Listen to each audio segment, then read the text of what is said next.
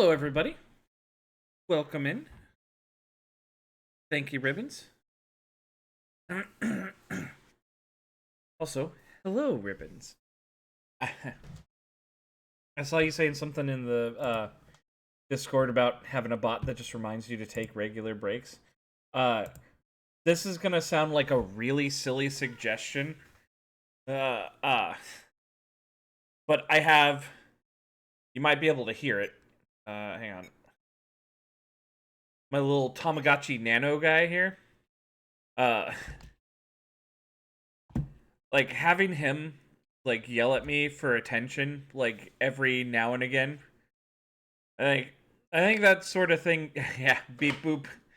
Uh, to like feed him cherries and bowls of rice and stuff like that.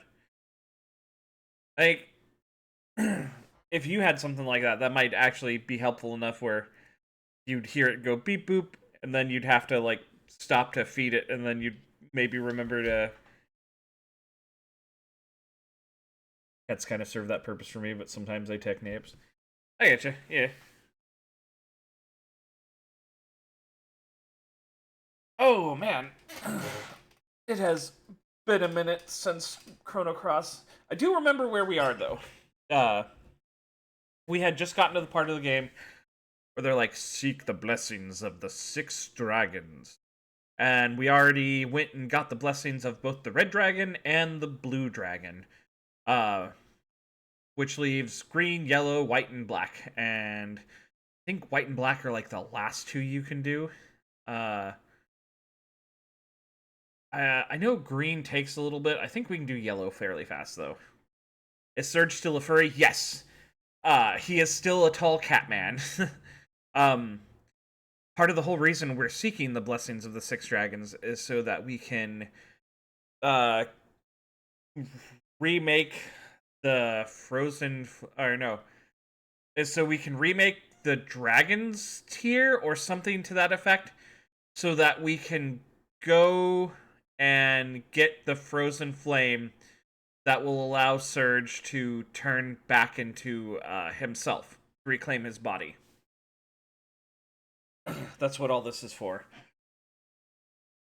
Yeah, actually, probably would help. But anyway. It's not all bad. Catman with dark power sounds pretty rad. Yeah, right? Why isn't the desktop audio playing anymore? Hello? What happened there? Oh, I know what it is. It's because I have the desktop audio noise gated for when I play games with Mikey, since he doesn't have like a good headset. So I have to noise gate him so that chat doesn't hear me coming back through his audio.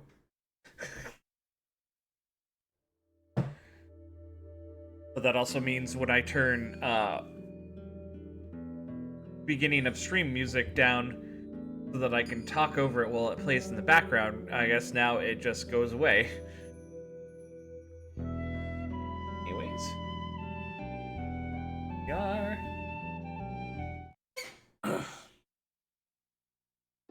Oh man, I was pretty excited this morning. Such a good intro song, yeah. Uh, I was pretty excited this morning because there was a new Nintendo Direct. I watched it and I don't really know what I was expecting. I knew that since it was near the end of the Switch's life cycle, much like when it was near the end of like the Wii U's and the 3DS's life cycle, that it was just going to be like a bunch of ports and stuff like that. And indeed, we did get a lot of like ports and remasters. Yeah, I won't lie. There's some really interesting ones in there. Oh, that's right. We were here because of the blue dragon.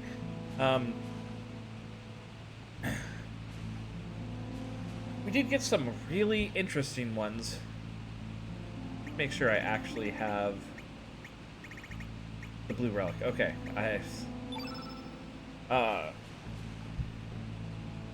Suikoden 1 is on the Switch. Yeah. Suikoden 1 and 2 Remaster just came out not too long ago. And, they didn't really use a lot of the time to talk about the stuff that they had already announced at previous directs.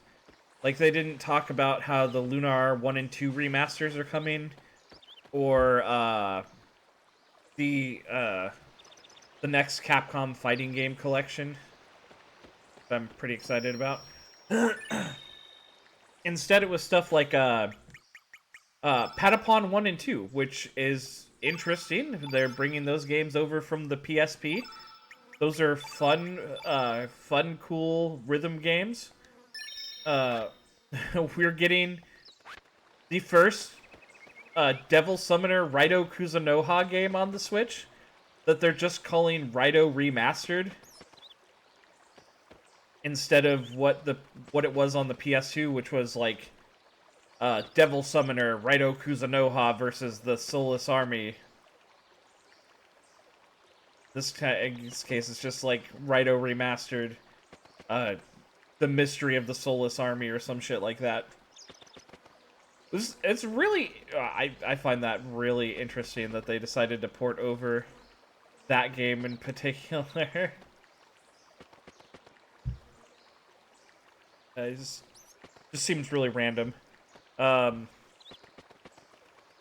There's like a Tamagotchi Plaza game coming. Trying to remember everything I saw there now.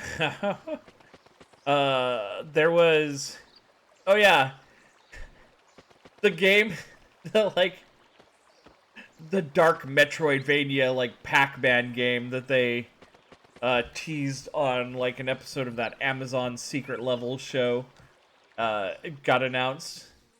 The Shadow Labyrinth. I can Low Dragon now, right here.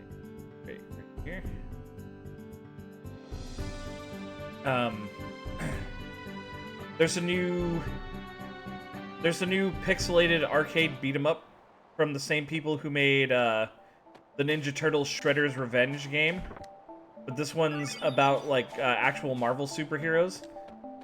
I really thought it was a port of the old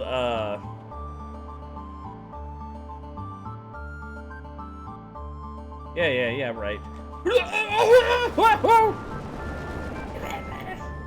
I thought it was a port of the old Captain America and the Avengers arcade game until I saw Wolverine. And then I noticed the art style, and they're like, it's from .emu. I'm like, oh, cool. That's fucking rad. I'm excited about that, actually. Then they announced a new Rhythm Heaven game. Dude, the last Rhythm Heaven game was on the 3DS. I loved that shit.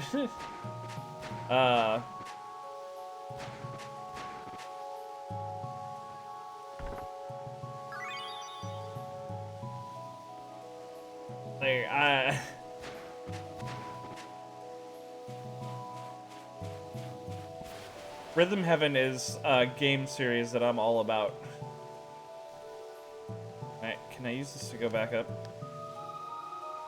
I have Rhythm Heaven Fever, or I have Rhythm Heaven games for the Wii and the 3DS. I don't have the one for the DS anymore. That one was actually really hard, though.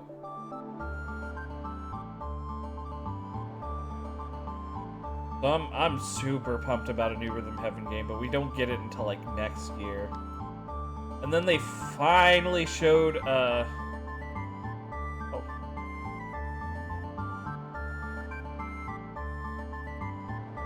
Alright. And then they finally showed footage of, Metroid Prime 4, which means that game is... Hi, Elowen!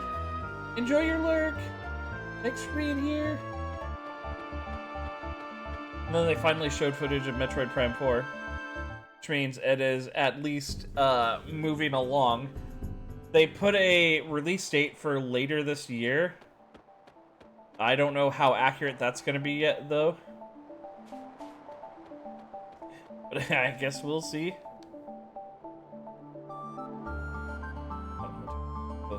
Alright, okay, cool.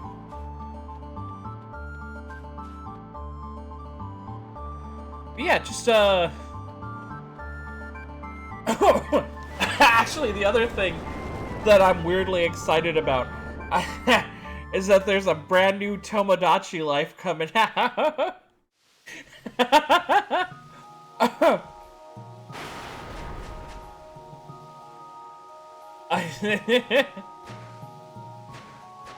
I'm actually kind of stupid excited about that. I loved Tomodachi Life on the 3DS.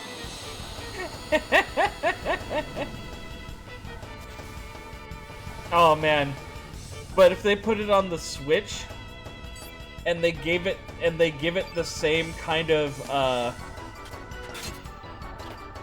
like Mii face making stuff that they put in the Switch version of Miitopia. Aw, dude, people's goddamn Tomodachi Islands are gonna be filled with like handsome Squidward and Garfield and shit, and that's gonna be so fucking hilarious to me.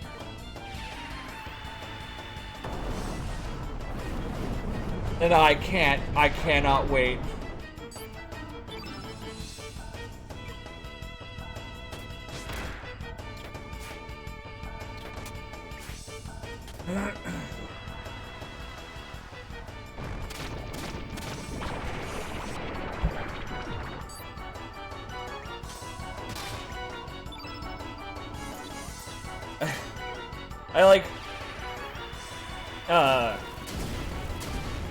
I have trouble keeping up with games like Animal Crossing or Stardew Valley and stuff like that. Because after a while, it just starts feeling more of an obligation than I want to go and do everybody's like stuff every day. But I did really enjoy the Tomodachi Life games because you could just basically, with like minimal interaction and involvement, you could just set up a bunch of weird Miis based on like OCs, your friends, and just other things, and then just kind of watch them live their lives and do goofy shit.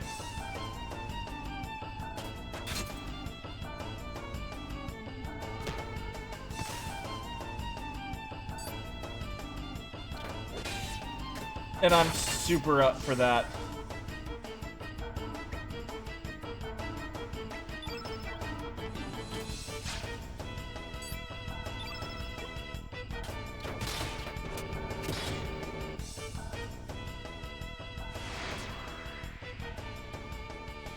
So kind of a semi-AFK type game? Yeah. Basically, you could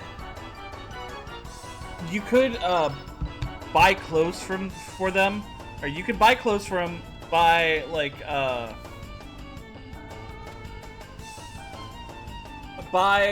the interiors to their apartments and stuff like that. And sometimes they'll ask you for favors, like you can feed them, or you can wait till they ask to be fed. But they will feed themselves. They'll sometimes ask you to help them like hook up with somebody, and your Mii will always be like the first one on the island. And then you can try to play matchmaker between your Miis that you have set up.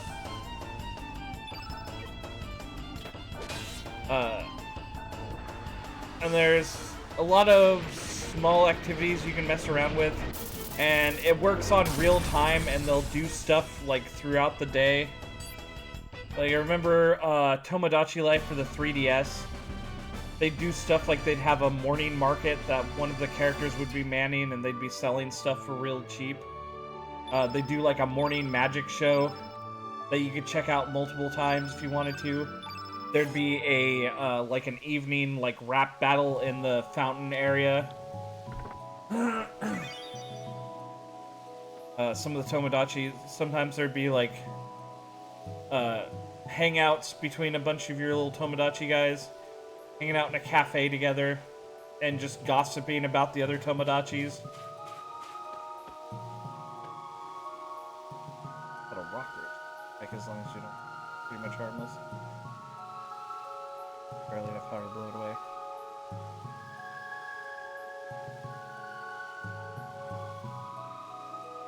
Sure, I'll take some.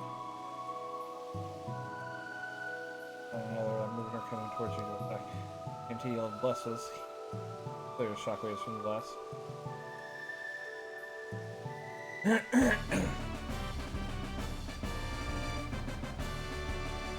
But if you got some of your Tomodachis together, they could start dating, and then after a while, they may ask for your help to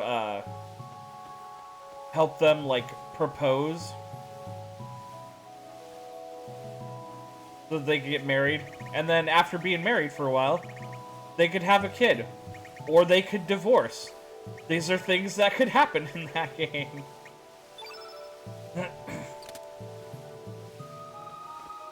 It was a really fun, interesting little life simulator that they had. And all the characters have digitized voices that you can manipulate like the pitch and speed of to make them sound about however you like.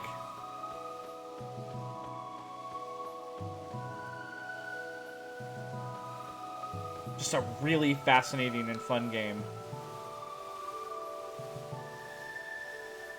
Yeah, what's your observations? Just been walking back and forth. I may be slow, but I'm not stupid enough to fight it. I just climbed up inside the shell. Maybe you can push it over the cliff while it's in that form. The problem is, who's going to stand tall and fight that thing? Attack it right by the cliff. Good luck if you go for it. You mean attack it when it's right here?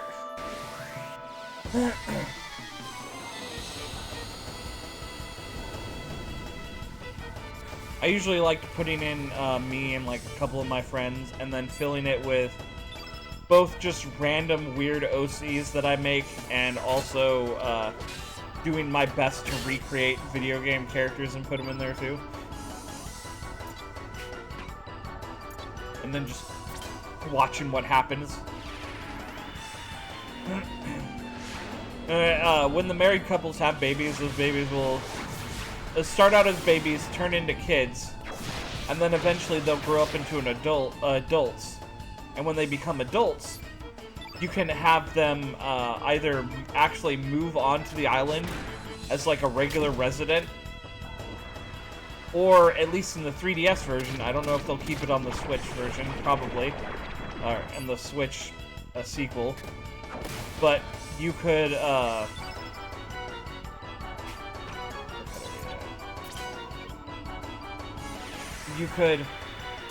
send your kid out on a journey. They would never settle down on your island after if you chose that option. But they would travel to other people's islands that in the on the 3DS version were people that you connected with on Street Pass. And then they would go around and kind of stay the night on people's islands, collect memories and items and stuff like that. And then eventually when they made it back, if they ever made it back to your island for a small bit of time, they'd tell you about it.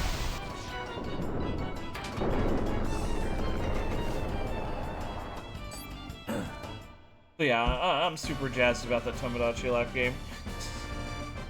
Apparently it's been 10 years since we've had a Tomodachi Life game. I was like, holy shit.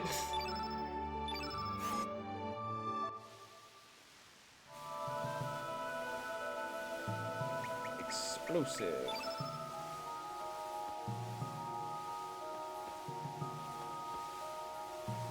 Oh, push it down. Okay, we don't actually need the explosives.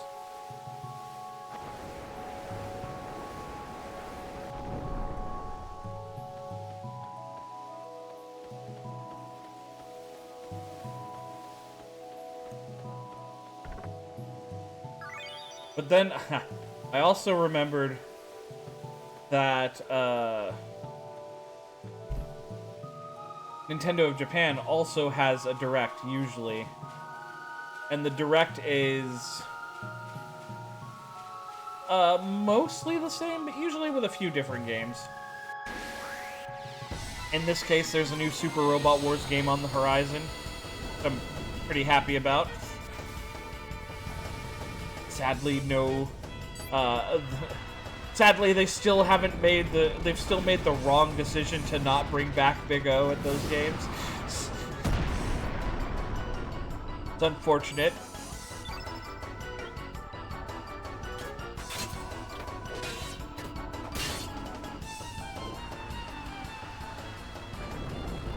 But I get it. Big O was never popular in Japan. The only reason it ever got all 26 episodes it was supposed to get was because American audiences really liked that shit on Adult Swim.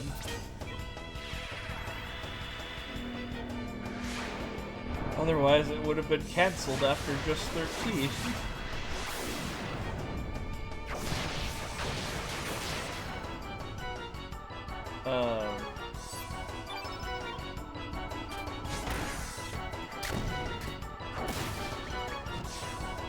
But yeah, I guess in other news, no Fire Emblem news today, so I can continue being depressed about that.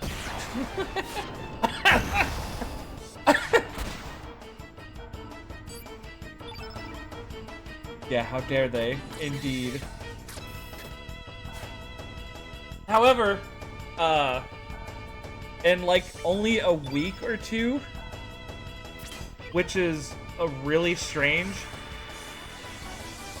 but since this was supposed to be a specific Direct focusing on only games that are going to actually come out for the Nintendo Switch 1, in like a week or two, we'll be getting a new Direct that's going to be all about the Nintendo Switch 2, where they will almost certainly announce Mario Kart 9 that they already teased when they first announced the Nintendo Switch 2. And then, I don't know, they usually like having Zelda games at launch, so maybe they'll get like a double pack of the Wind Waker remaster and like Twilight Princess remaster bundled together or some shit like that. Somebody was also saying something about packaging up the 3DS, the 3DS up-res versions of the 3DS remakes of Ocarina of Time and Majora's Mask together. I'd be down with that too. We'll probably get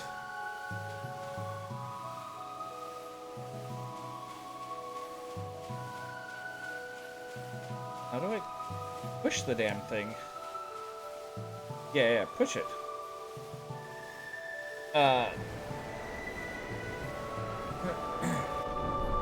Maybe they'll do like they did with Mario Kart 8 with Smash Brothers, and just announce like a Super Smash Brothers Ultimate Redux featuring more characters. Maybe hell, I don't know.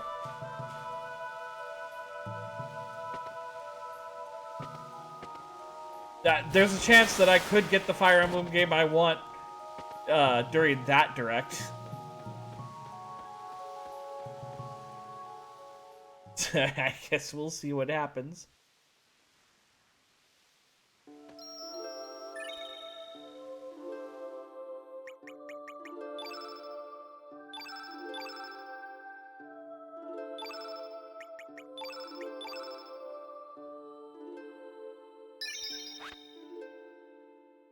Well, am I talking? We have found the Earth Dragon. Looks like it is a dead end.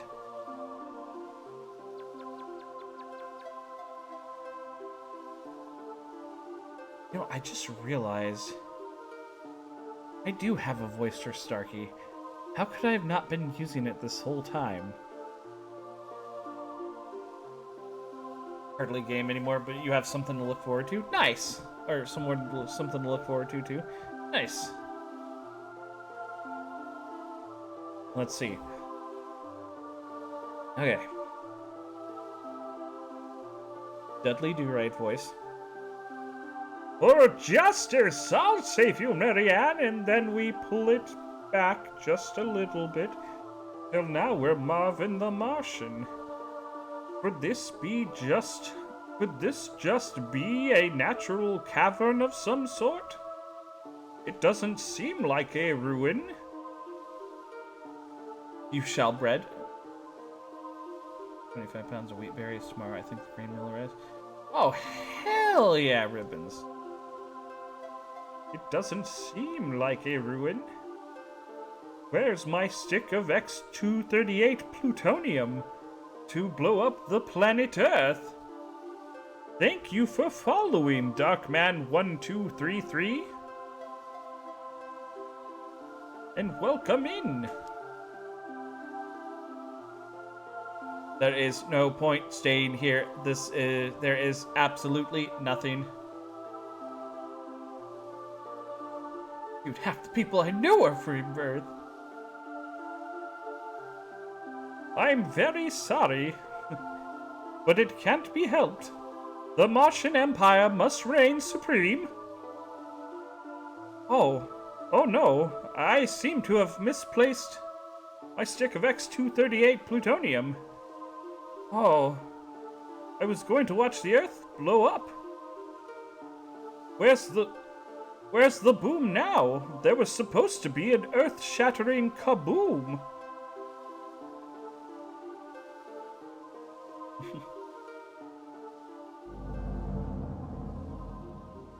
Thou who was bound by fate, what powers dost thou seeketh?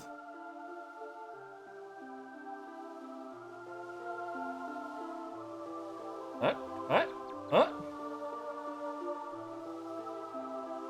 Ah, belly flop!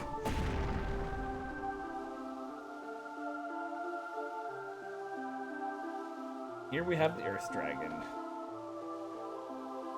The time has come. My powers I shall grant to the ones who seek to break the eternal chains of fate. What is it thou seekest? Dragon stakes anyone? Hell yeah. I seek the Dragon God's blessing. Dost thou need the powers of the sleeping dragons to cross the Dead Sea? Yeah, that about covers it. That's why I'm here. Oh, quest time.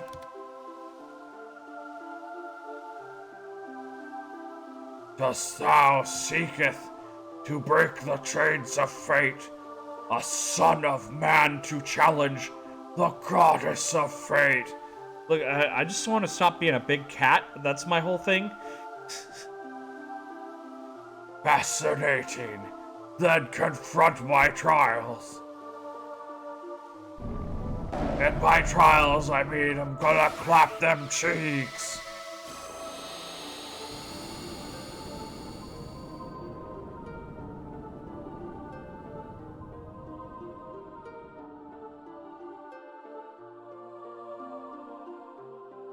Don't worry, we're all, like, we're two black elements and a white element. He doesn't have anything that's strong against us. Because I choose to fill my team with my favorites, and thus my team becomes unbelievably imbalanced every time. Ow! That was a sick side smack.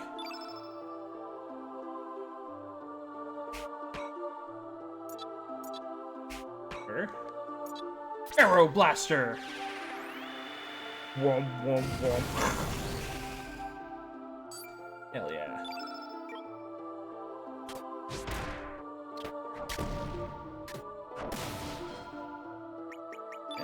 I'm actually gonna use Strengthen on.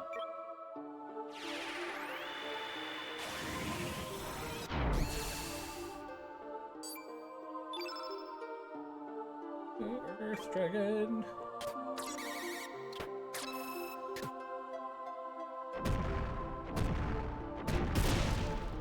The really kind of like quiet kind of music during these parts is always a little off-putting. But I think it's sort of the point. You're just fighting a big, like, sacred beast. Cast Magnegate on me.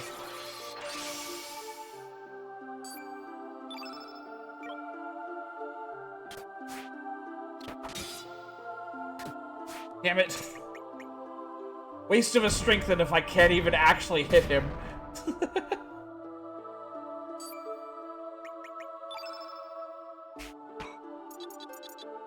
Let's give him the Glide Hook, though.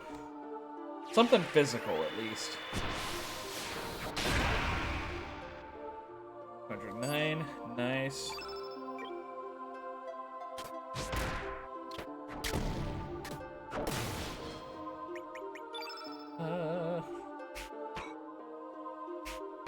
You have Eagle Eye. You know what, I'll put that on you too. Sort of a problem that you're missing? Oh, it missed. Guys, my spell that increases accuracy missed. Someone needed to increase the accuracy on that, apparently. I don't think I've ever seen a spell like that miss. Is it because I'm already buffed? That's a little weird. I don't think that's how that works usually. Oh, no. I'm so dumb. I'm so unbelievably dumb right now.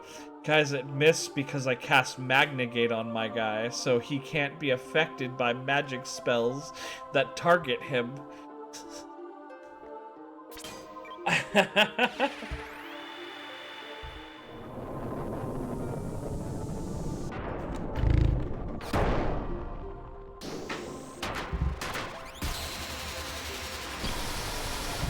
Get me!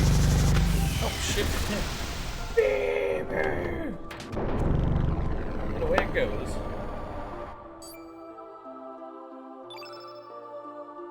See you next time, Geppy. Please stop missing. Ow. Ow. He's just kind of slapping Starkey around. The bosses don't seem to like Starkey most of the time, which makes sense because Starkey is a fucking god killer. He's fucking cute as Kirby and he's just as deadly. And they know that. They can sense it.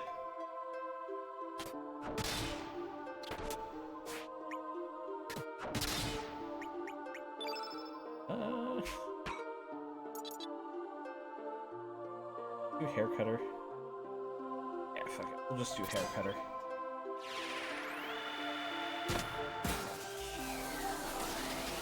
Woo! Hair laser!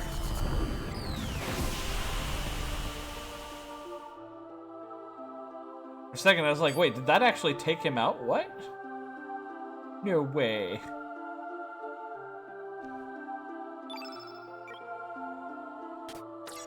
Beep, beep. Ow. Ow. Quit bitch slapping me.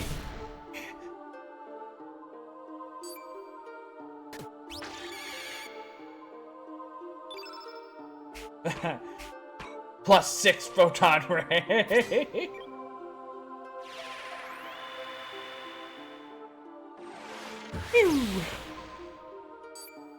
Even that is so fucking strong. Oh, he's almost dead. I think if I launch feral cats at him, I think it might be over. Ow.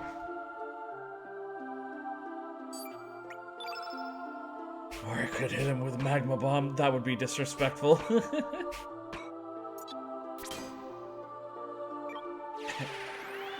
Enjoy the death you deserve! 1,000 cat meteors!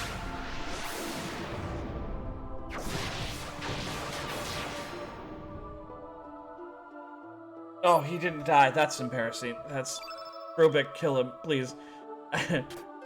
Kill him and we'll act like I did it.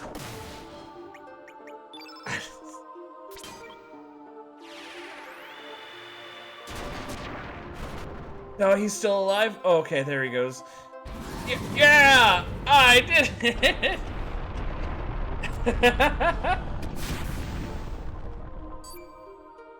Oh my god! Shads! Thank you for the 5 bits. Also, hello, Shads. How are you today? Or this evening? Because I know it's like 1 in the morning or so where you are right now. Doing well? I'm glad to hear it, man.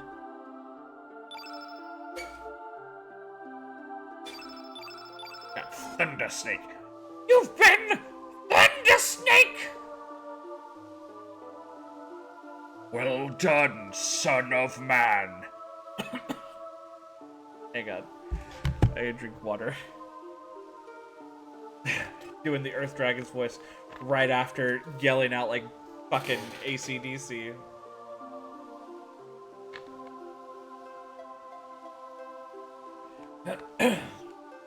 Absolutely killing my voice. Thy strength is worthy of my powers. Take with thee my prayers.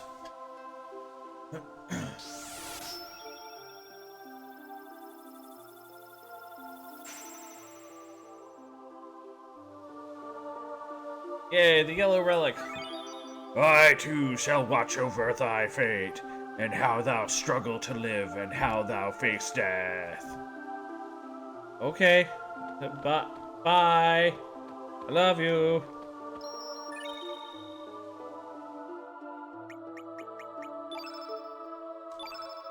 It's weird that I said I love you to him. That's a little bit weird. I probably shouldn't have said that. I barely know him.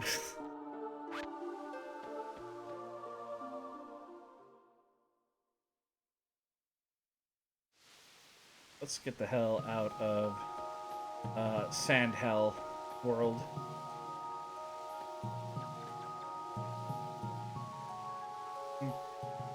We made it back up. But how are we supposed to get back down? Maybe if we... my character's just like, oh shit, I didn't think about that. Maybe if we just jump down like we did before. Well, that's the worst that could happen.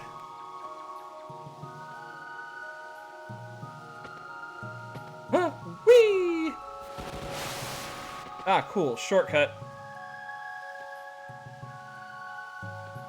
Also, we got a bunch of Denadorite while we're down here. Which means we can,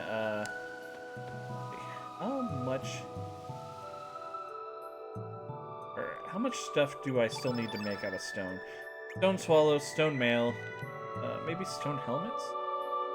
Okay, I need 2 pieces of mail and 3 helmets. I do believe I got, like, 5 pieces of Denadorite right now, so I think we're actually solid there.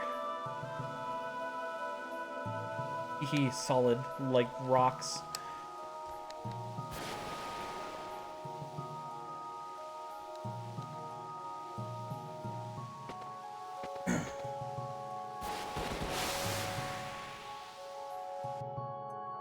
Okay, so that's half of the dragons down.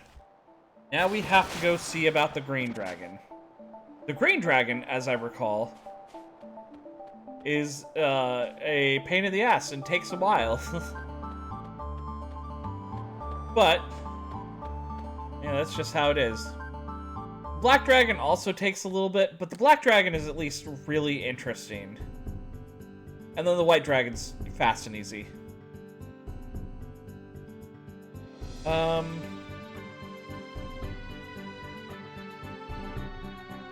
yeah, that's right. Park my ass here. Because I sometimes forget. Is this the Poison Marsh side? Or is this just the high? Is this the side that's poisoned? No, okay. We're on the correct side then. Fuck it, we'll just go for it. I don't fear anything.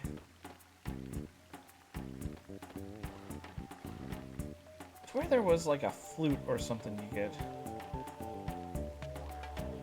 That foot on the island before we explorers can go as far as calling it the holy ground.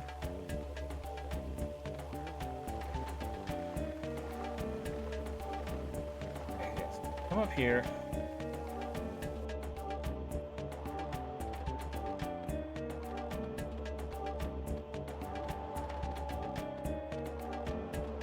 Or wait, or is this the side that we can't get to it anymore because we already killed... No, this is the right side. Never mind. Bubba Bebop. How did you get that flute? It Biba handed down in Biba family. That Biba mine too. Biba, ba ba ba. Why you Biba live? What happened to Wingpede? Bring shame to Biba family if we always Biba be defeated. Time for Be-Venge! Biba, Biba! Things ain't gonna go like last time. Actually, things went pretty smoothly last time. Usually these guys take a lot of hits and summon like fucking 4 other Bibas. But we did it pretty quick last time, and this time it's gonna go just as fast. Stronger now. Super stronger now. Leave it to Biba. Biba call friend. God damn it, he actually did get his friend out, didn't he? You know what? For that, I fucking go to hell. I'm sending your soul to the Shadow Realm. Oh, it didn't work. Okay. Well, that's awkward. I guess I had to beat him in a game of Yu-Gi-Oh! First.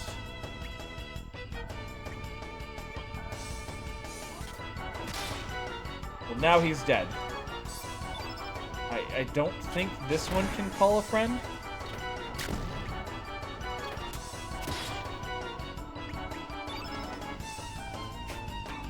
Especially not if...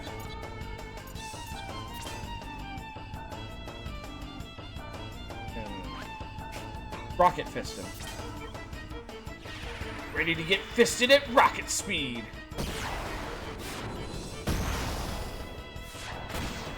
Hell yeah.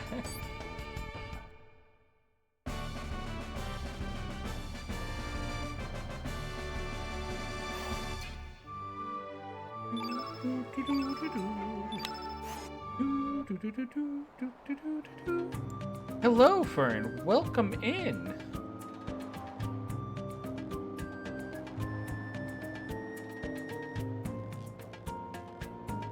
Biba, sorry. Here, I give you this. Please forgive Biba. This Biba ancient fruit. Found ancient ground. You will Biba able to tame Wikipede with this. What you have to do now is blow the Biba flute, and that Biba the truth. Blow the Biba. If you blow the flute further down the branch, my friend Biba standing, you will be able to ride Wikipede to ancient ground.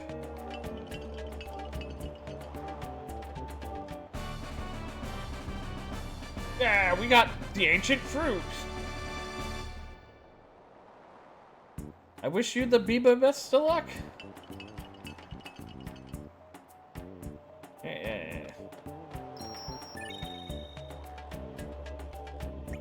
The last time they just gave us the the Biba flute because they were expecting the Wingipede to kill us because we couldn't feed it. We didn't have the Biba fruit to give it, or the ancient fruit to give it. But this time, now that we've beaten their asses twice, they're actually going to be cool with us.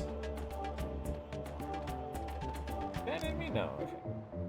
Go to ancient ground and call Wingipede here. If you Biba use flute and ancient fruit, flute to call Wingipede and feed its fruit. Okay. Biba flute.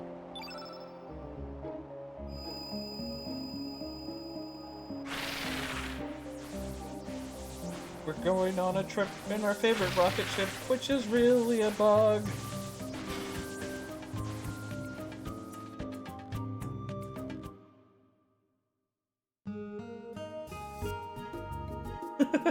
Thanks.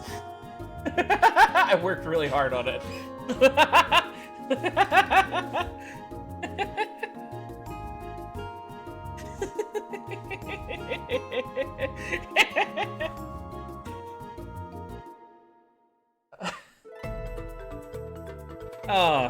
And here we are. We're in Lost World territory. We won't be able to make it back if we blow the flute again here. You come from sky? Ooga ooga!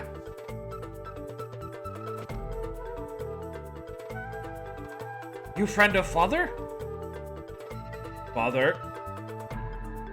You know father? Father is brave warrior. Leah lose father when Leah very little. Grandma say father went to sky. You come from sky, so Leah think you know father.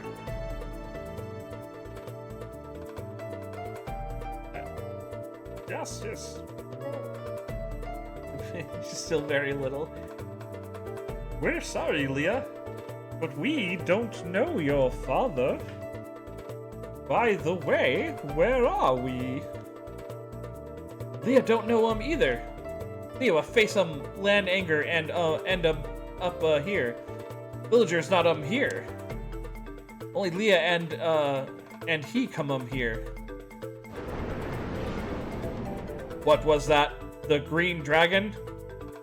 He pretty tough Leah help if you fight him. Leah winning so far. Leah temporarily joined our party. Also, I forgot to use the Denadorite I collected to actually improve my gear. Fuck off, Grobik. If we have to have anybody in our team, we have to... Actually, I don't have to swap out anybody if I don't want to. You know what? Let's use her, though. I don't think I've ever actually used Leah.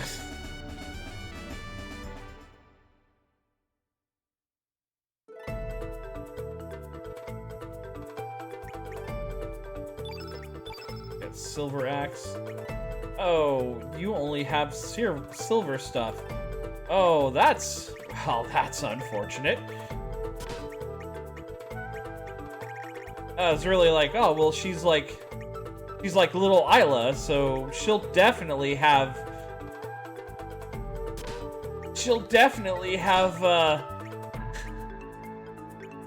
stone equipment already. No, apparently not. Alright, it's fine. It's all okay. It's fine. Hello, Bee! Welcome in.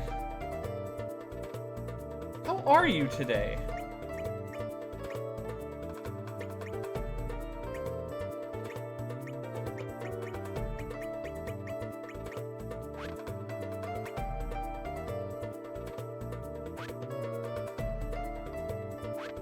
How is the kiddo treating you?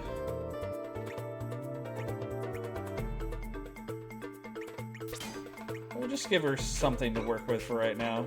I'm not really too worried about it.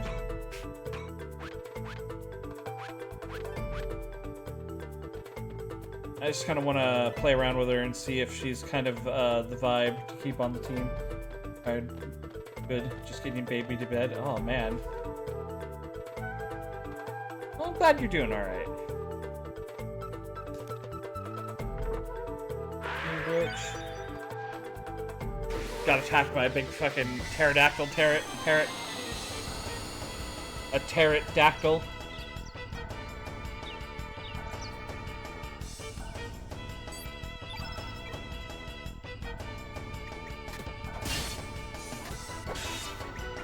I don't know why I was just like, you know what? 2, 3, level 3 attacks will work. But, I mean, it did, so... How am I? I'm actually doing very well. Thank you for asking.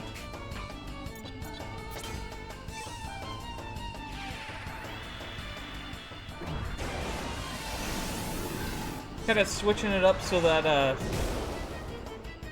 I'm only doing 4 streams a week instead of 5 actually is a change that I can... I was getting greedy trying to do 5 streams, because I was always ending up a little too tired and not able to do, like, one of them. So, paring it back to just 4 a week is way more manageable. Something I can definitely get behind. The axe is as big as she is? Yeah, right? Rock throw. Ugh. Gotta do a work thing real quick. Okay.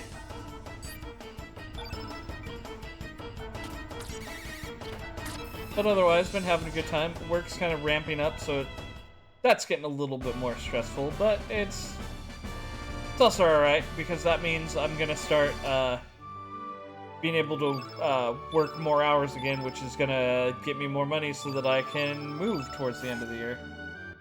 4 is a good number? Yeah. It definitely is.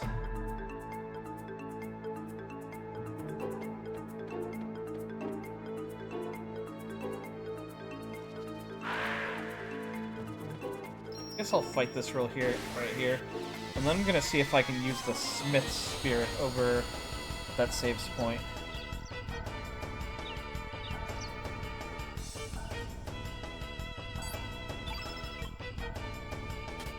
Yeah. Just finished up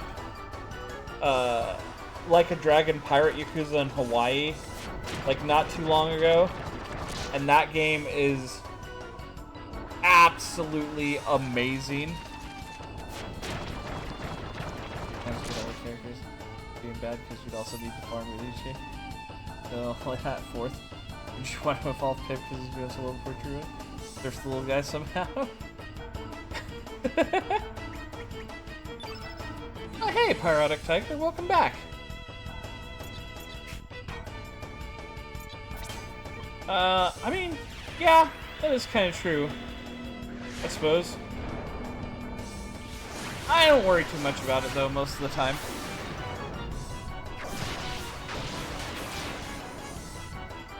Though you do have to do at least one ending where, you stop before the end so that, before you get locked into, like, the final part of the game, so that you can actually have, the Harley on your, so that you can actually have Harley on your team. Is negate, Tailspin. I don't even remember how it just does. Wait, okay, let me reread that again. Let me play through the game at least 3 times to get all the characters, and then most of them being bad because you'd also need to farm with each character every star up. And only on that 4th run you want to evolve Pip, because doing so before your true run just nerfs the little guy somehow. Huh. That is actually kind of wild, I won't lie.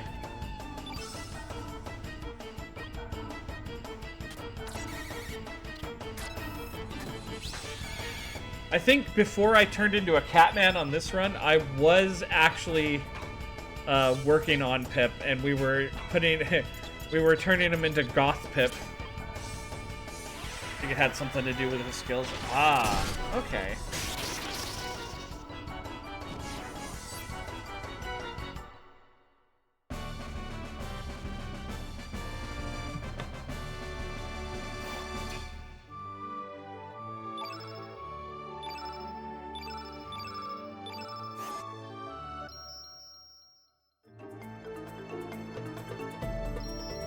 Yo, Scarecrow! Welcome in, guy!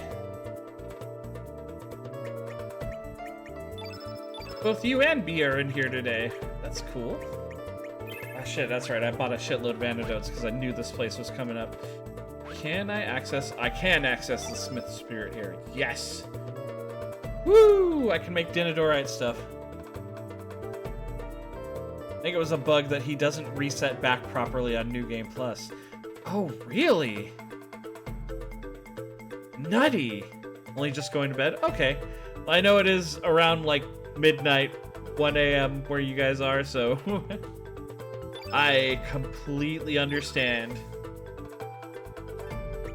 So, how many pieces of Dinodorite do I have right now? I have 5. I actually have 5 pieces.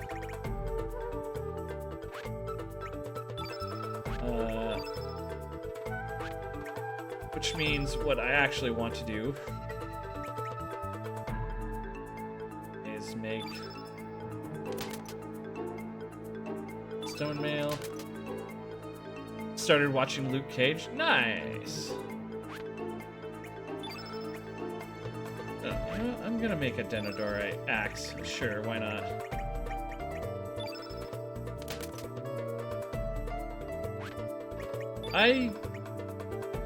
I know a little bit about Luke Cage.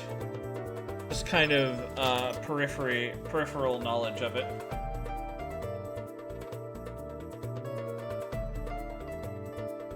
That he's just kind of a... He's kind of a small-time, like, Defender of the Peace type guy. Trying to watch all those Defender shows. I heard the Iron Fist one wasn't all that great. But mainly because it just lacks a lot of action. He has unbreakable skin. That's what it was. Yeah. Stone axe.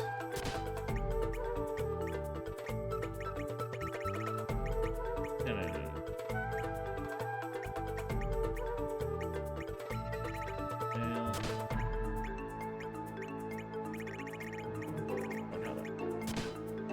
I liked Iron Fist. I'm not a hater. This is more or less just what I've heard about it. I have not...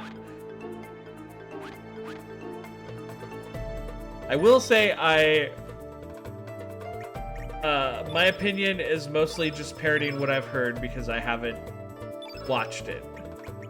And what I've heard about Iron Fist is that there's a severe lack of him actually, like, iron fisting people most of the time.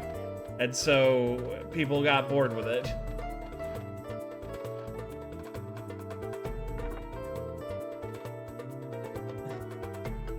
Oh shit, I did get one more piece of Dinodorite. Holy crap. I guess we are getting a hell of it anyways.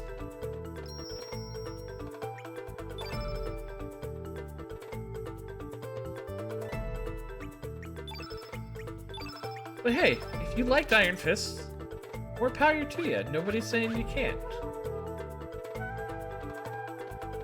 If the show means something to you, no one can take that away from you. You don't think he gets the costume either? Oh.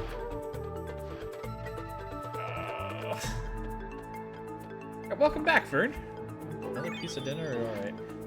Honestly, now I could give Leah stone armor if I wanted to.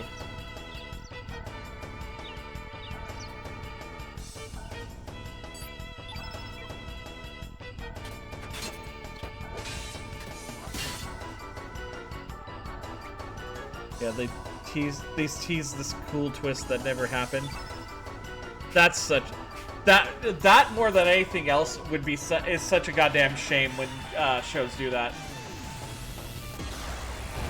I'll give it a try, but Daredevil is the best one. That I did remember hearing way back when. Evil Red Iron Fist. Ah.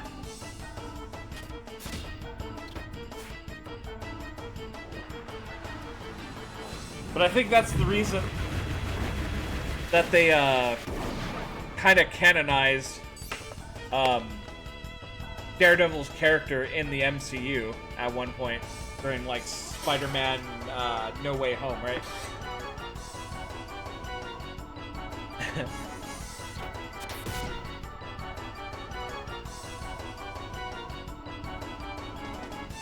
Like when the Mario movie did it? Wait, what?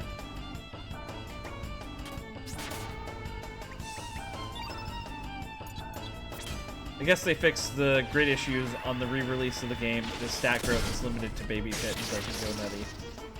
Ah. See, there's... I actually, when I first streamed this game, well, when I first streamed this run of the game, I actually tried to start with the Switch, like, Radical Dreamers Edition remaster of the game.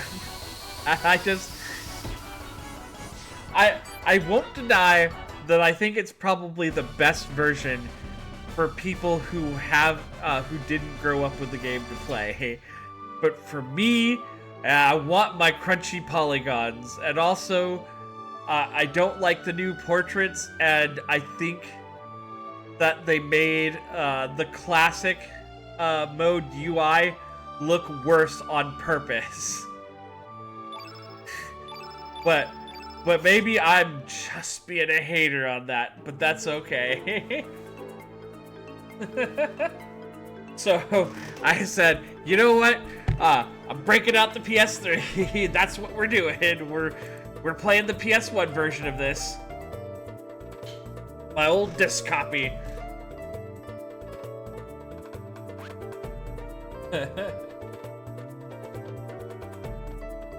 Daisy shows up at the end. Oh wait, when you said the Mario movie, you actually meant like the Bob Hoskins, John Leguizamo Mario movie. Also, Fern, you monster, throw it away, my tiny robot children. Great adventure first time, but my favorite version is still the OG. I feel that.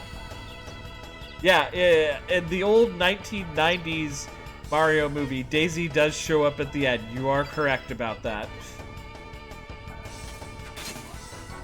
Pop the PS3 had its protective casing.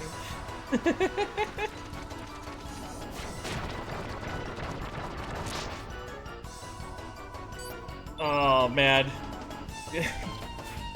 I don't know if I've told you guys the story, but I have told this story before to people. I've only ever seen the 1990s Mario movie once when I was like 4.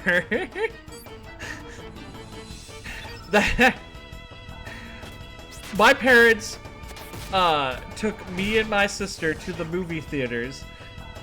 They went and they watched fucking Sylvester Stallone's Cliffhanger, a monumentally better movie. And they told my sister to instead take me to go see the Mario movie. Which I get because I was a child and I loved Super Mario Brothers. But I hate that so much. I wish I'd gotten to see Cliffhanger that night instead. Watched it on VHS something a dog's age ago. Wasn't as good as the TMT movies of the time. The Teenage Mutant Ninja Turtle movies, at least the first two, are amazing. The first like live action TMNT movie back in like 1989 or some shit like that is actual classic cinema, man. That movie is so good for being based off of a cartoon comic video game franchise. And the second movie is more of a guilty pleasure because it's a little bit cheesy, but there's still things you just love about it. Like like Vanilla Ice and the Go Ninja Go song. And Toka and Razor and fucking Shredder just being like, they're babies! But the third one was awful. The third one, they just, instead of having the half animatronic, half actors in suits thing, they just had like, just kind of full animatronics, and they were, if you watch that movie nowadays, you'd get some fucking Freddy Fazbear fucking flashbacks. the way they just look lifeless, and the story as bad. They waste Casey Jones. And I'll never forgive them for that. I've only seen the 2007 CGI one. I've never seen either of the Michael Bay ones. Alls I know about it is that in the second one, fucking Bebop and Rocksteady eat an entire barrel full of CGI spaghetti.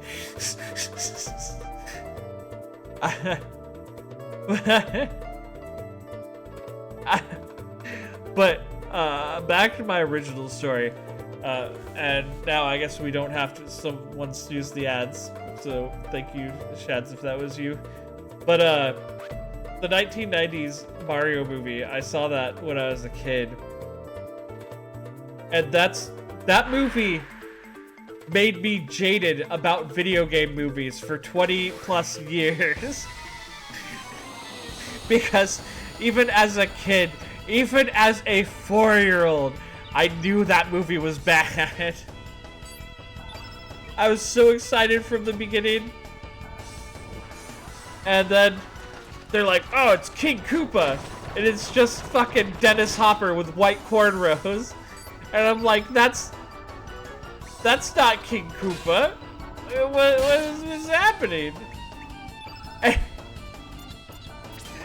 And then they actually go to the fucking Mushroom Kingdom that's just an underground city set from like a post-apocalyptic movie or some shit like that.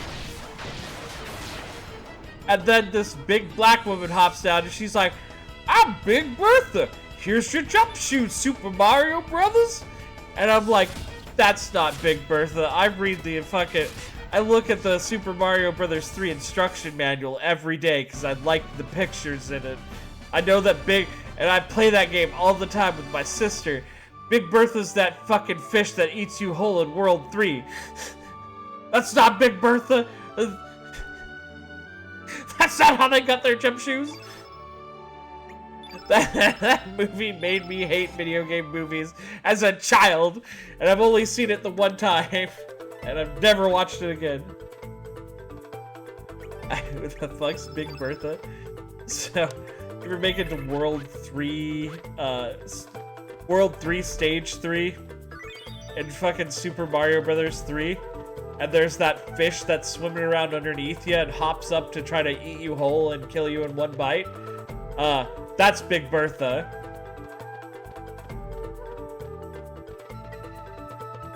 But in the 90s action movie, they decided to make her some big black woman who gives them their jump shoes. Because apparently they don't just have natural jumps. Oh, B just calls that bitch fish? That's amazing!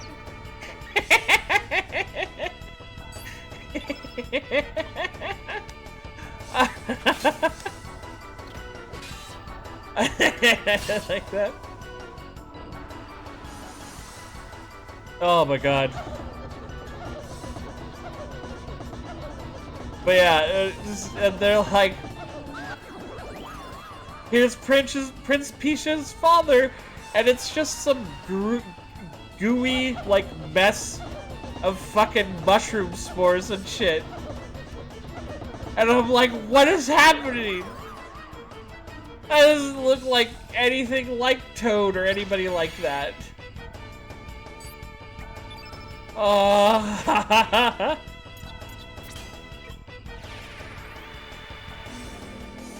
Oh my god.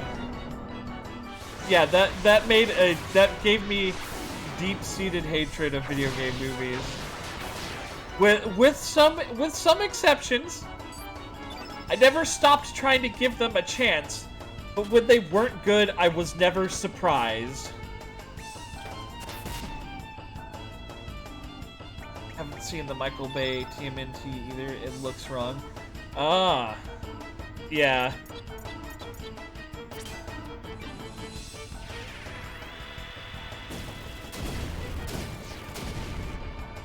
Like I'll say this. As far as the 90s and, like, the really early 2000s go, not as bad as the Cats remake. As far as the 90s and the very early 2000s go, there were two video game movies that I will say, at least in my opinion, were actually good. And that's the first Mortal Kombat movie. Came out like 1994 or something like that. That movie is way better than it has any right to be for like no reason. It's a PG fucking Mortal Kombat movie, which should have been its death sentence. But instead, that shit was so... It was the strength of the acting that pulled it through. It was really good. It knew not to take itself too seriously. The guy who played Johnny Cage, Lyndon Ashby, I think, was extremely good. Fucking Christopher Lambert as Raiden, just fucking hilarious, but also so good. The guy who played Shang Tsung, amazing. Your soul is mine. The guy who played Liu Kang did a really good job too. Everyone in that movie did a really good job. Tomb Raider was decent. You know, I actually forgot about Tomb Raider. You're right. Tomb Raider was actually okay, I will say. The other movie I was thinking of was, and only the first one in this entire series. Just the first movie, none of the others. But the first Resident Evil movie. The first Mila Jovovich Resident Evil movie. I think was actually good because it tried to do its own thing. Every movie after that becomes cornier and like worse produced and just keeps ruining the storylines of canonical Resident Evil games so that Paul W.S. Anderson can make his wife Mila Jovovich look more badass. I think she did like 6 of them. And like, I gotta say it, I not everything that dude did was bad. I think he had a hand in the mid-90s Mortal Kombat movie. He also made The Fifth Element, which is an amazing movie, also starring his wife. But like, after that first Resident Evil movie, it just all became garbage. Just such garbage, and everything he put her in was just garbage. Rumor has it, if the guy doesn't put his wife into every movie he makes, he won't get laid. Oh, shit. Disappointed! Anyways, I've been trying to hold it off for as long as possible so I can keep ranting, but there is an ad break coming, so... Fifth Element was lightning in a bottle. It was. You had fucking Bruce Willis in his prime. You had Chris Tucker early on as Ruby Ride. You had Mila Jovovich in one of her best roles.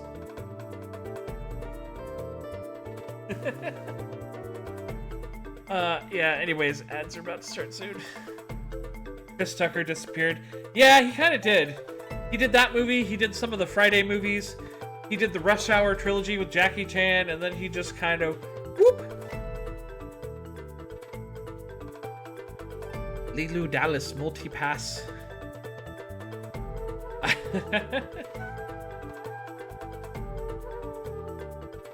Oh my god. No ad because Slovakia doesn't matter. Also, the ads haven't actually started yet. I had the chance to start them manually, but now I just have to wait until Twitch decides that they start, which it says starting soon, and I don't know when it's going to happen. Good night, Crow! Also, tell B good night as well.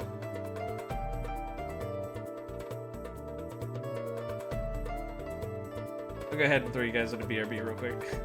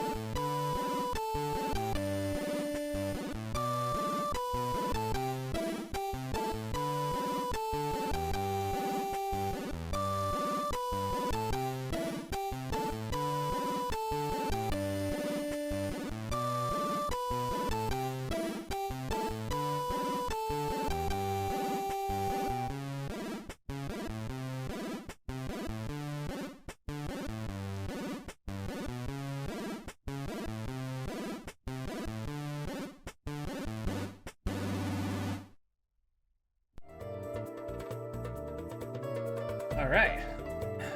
Got about another 10 seconds. And we'll be back to it.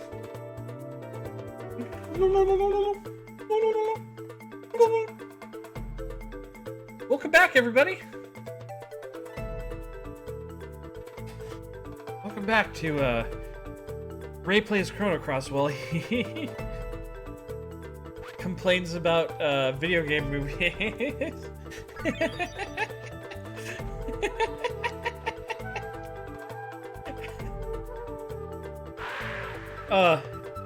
Actually, you know what movie that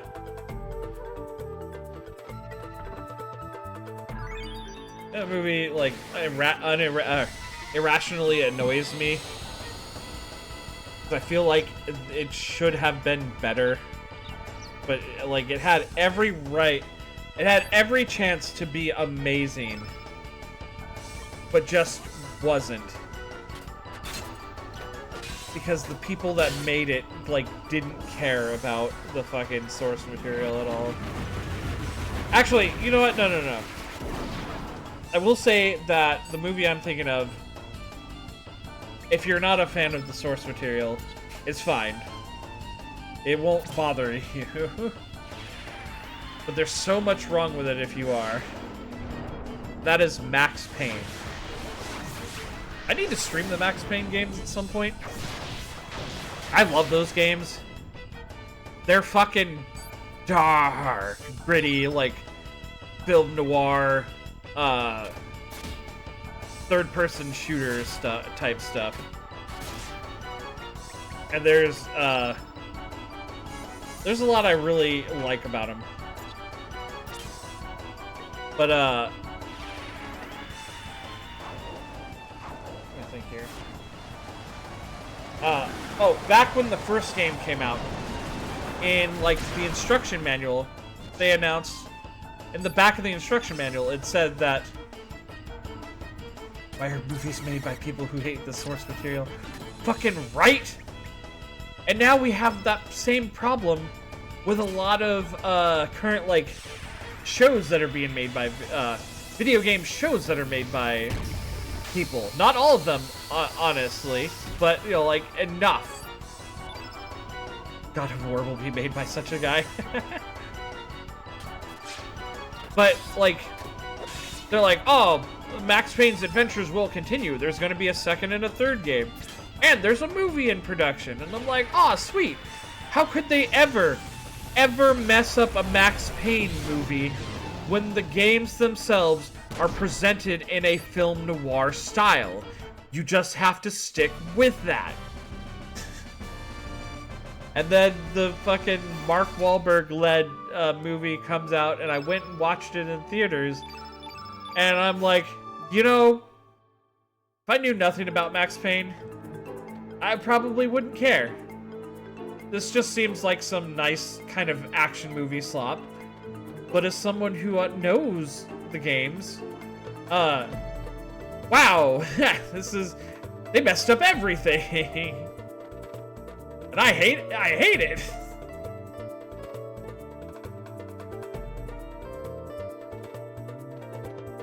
It also barely has any actual film noir style about it.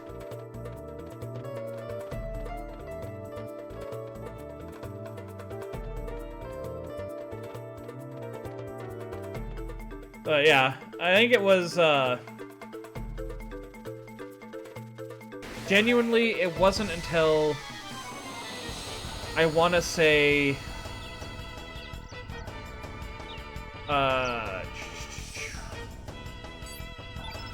the first Sonic movie came out. That was,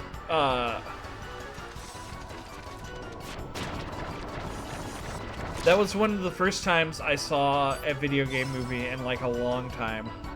Where I was like, you know, that's actually kind of good. It's not amazing it's not amazing, but it is actually kind of amazing by video game movie standards. It is a very serviceable, just good movie. And that's... that hilariously makes it stand out amongst other video game movies. And that's why it has gotten 2 sequels. I mean, you didn't like the Street Fighter movie? Okay.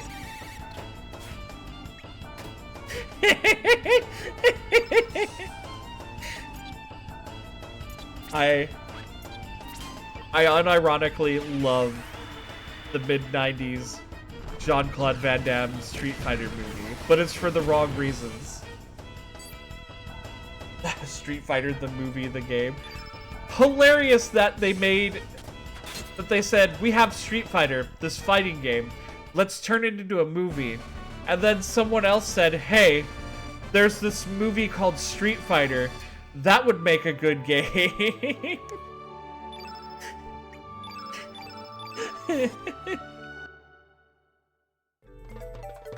So, I will fully admit, Street Fighter is a movie that I should hate because it does all the things that I hate in bad video game movies.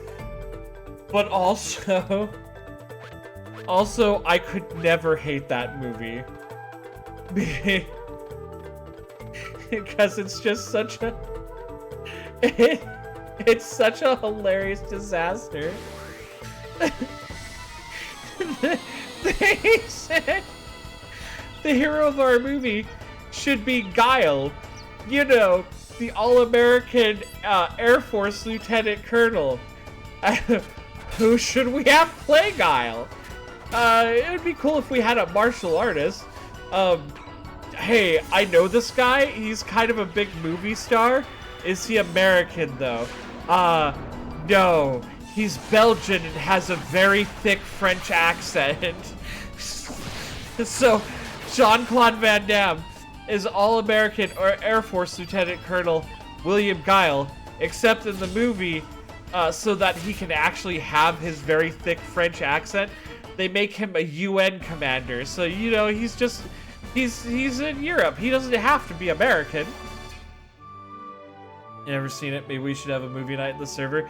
Yeah. Oh my god.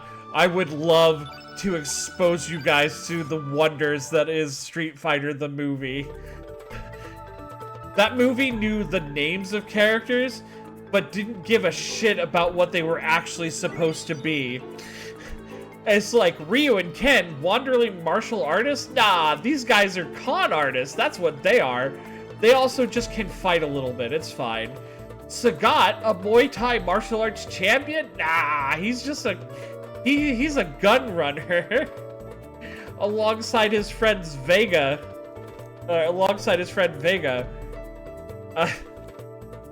That movie is carried by the strength of Raul Julia's hammy overacting. Also, Fists of the North Star. I don't know if I have the strength to ever watch that movie again, Fern. I'm gonna be honest. I mean, if we ever do watch it, you should feel lucky that we'll almost certainly be muted during it. That way you won't have to hear me fucking lose my shit about everything that I hate about that movie.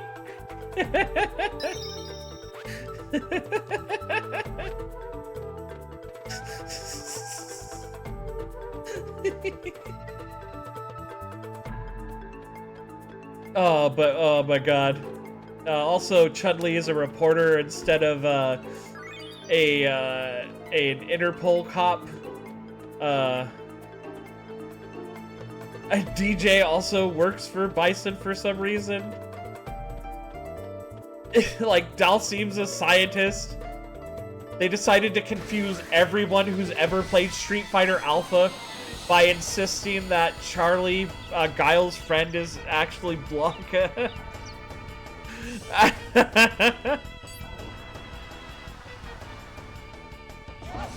I'm back into my bad movie love, so I'm ready. That movie is so hilariously stupid. That it is. it's one of those movies that is just so hammy and bad that it wraps all the way around until it's actually just pure cinema again.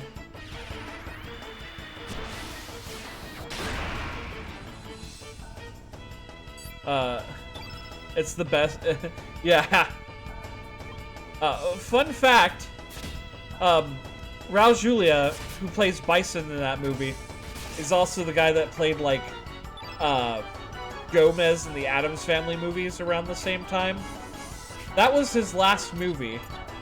And I remember, as a kid, and I found out about that, or as a teenager, I found out about that, and I'm like, oh god, that guy's such an amazing actor, and to have his last movie be Street Fighter the movie, oh, I feel so bad. That's awful. And then I learned something very, very interesting that changed my whole perspective on it. The entire reason that guy decided to do that movie... Holy shit, I thought she was farting, not helicopter in her tail. But the entire reason he decided to do that movie was because his daughter loved Street Fighter. And he wanted to do that for her while he was, like, I think dying of cancer or something like that. And I'm like, oh, that's amazing. Raul Julia is just fucking unbelievably awesome in my book because of that.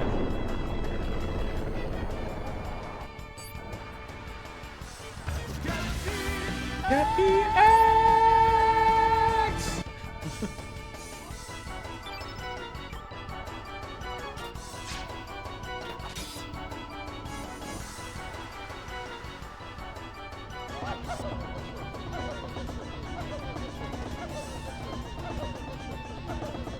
Yeah, but he's 100% the biggest highlight of that movie.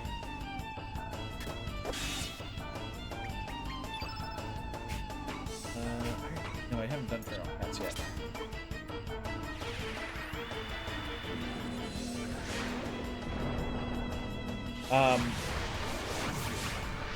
I've never seen the other live-action Street Fighter movie, The Legend of Chun-Li, that came out in, like, the 2000s.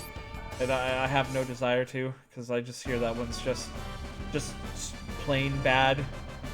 Just, like, actually not good.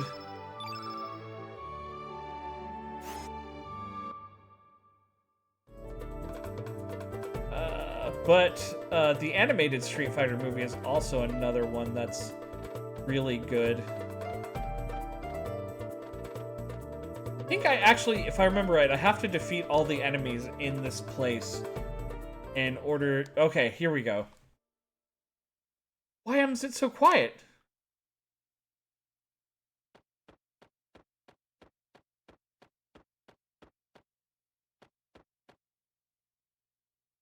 He come.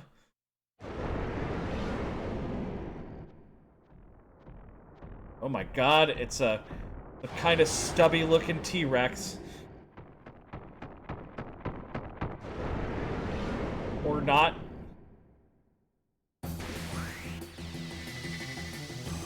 It looks kind of like a T-Rex, but it's actually crawling on all fours. Got a little pterodactyl friend. I know, pterodact. Like that lizard Marlon posted to this server a few days ago. Yeah.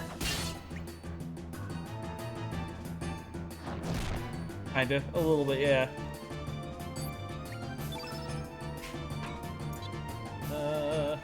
Feral cats.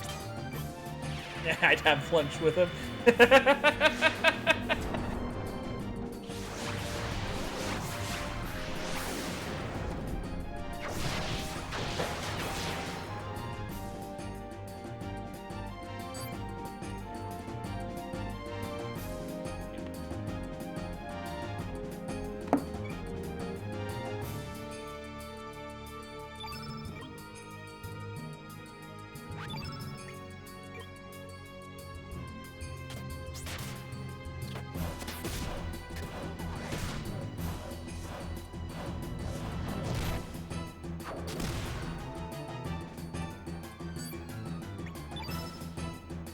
Yeah, but on the whole, until, like, not only like a few something years ago, I didn't put a lot of stock into the idea of video game movies being good, like, ever. But I've been pleasantly surprised in recent times. And then also reminded why it is that I had no faith in them sometimes as well.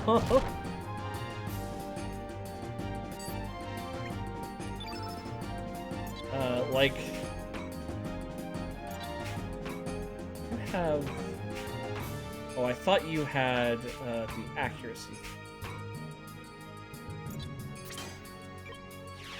Like, one example is when the genre gets fucked over so bad so much it almost feels like it's on purpose. So, funny story about that.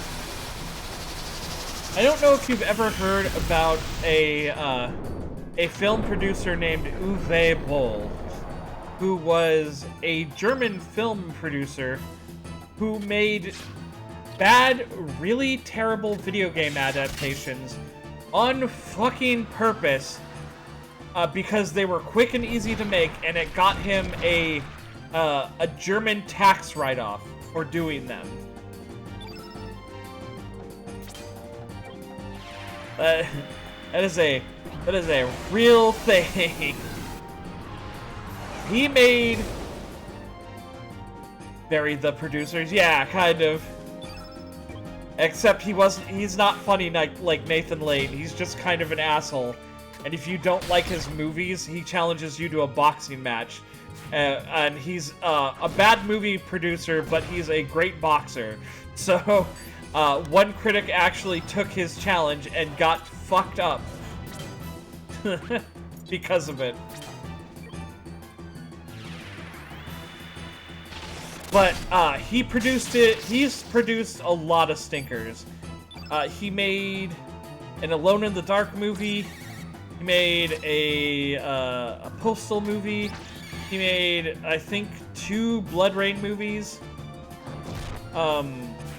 He made a House of the Dead movie, which I was unfortunate enough to see at one point.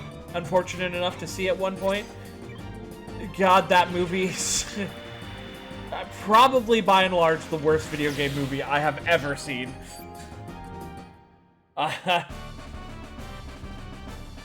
He just produced slop on purpose, and it was fucked up. He doesn't make movies anymore, thank God. But he was just a menace when he was still around doing his thing. What's that? Leah? Doesn't have the boxing skills to back up his bullshit. Caught a sprain.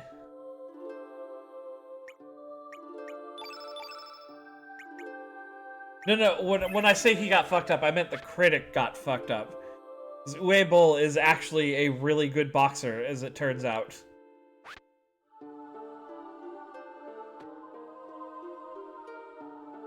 Oh, okay. Ah. Yeah, if his movies were half as good as his boxing, then there wouldn't have been a problem. Someone out there watching his movies and doing push-ups and shit out of spite, leveling up.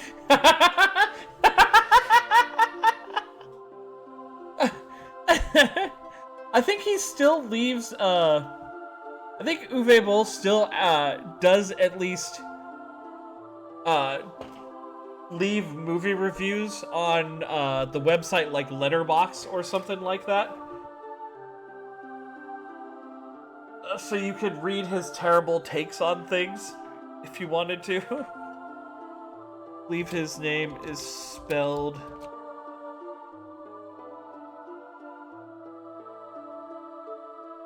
like that.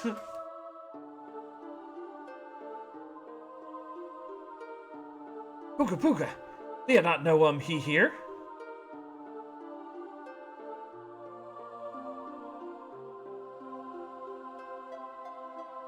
This is actually going a lot faster than I thought. We might actually be able to do all this and reclaim our human body by the end of the stream. But don't quote me on that. It's just looking like we're making good time. Ah, silence! What is all this ruckus? I see. Thou seekest relics. Come hither.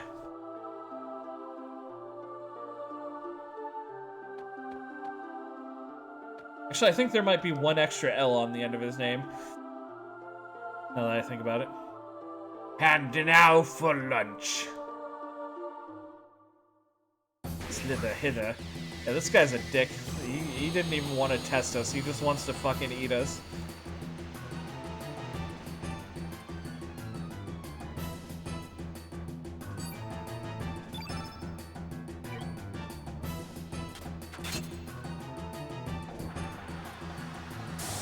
Greenfield. Hell no. We'll cancel that out right fucking now. Drop a rock on you.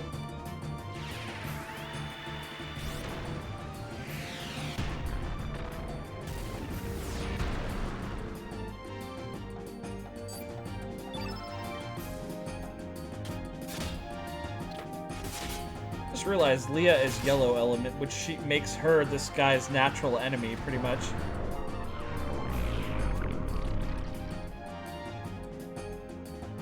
Breath.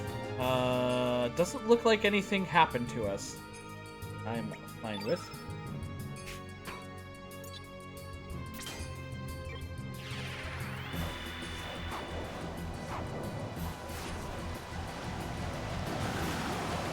But yeah, I got really sidetracked talking about Uwe Boll. But, and I think I was trying to say what was a demonstration of how, like, bad video game adaptations definitely still exist.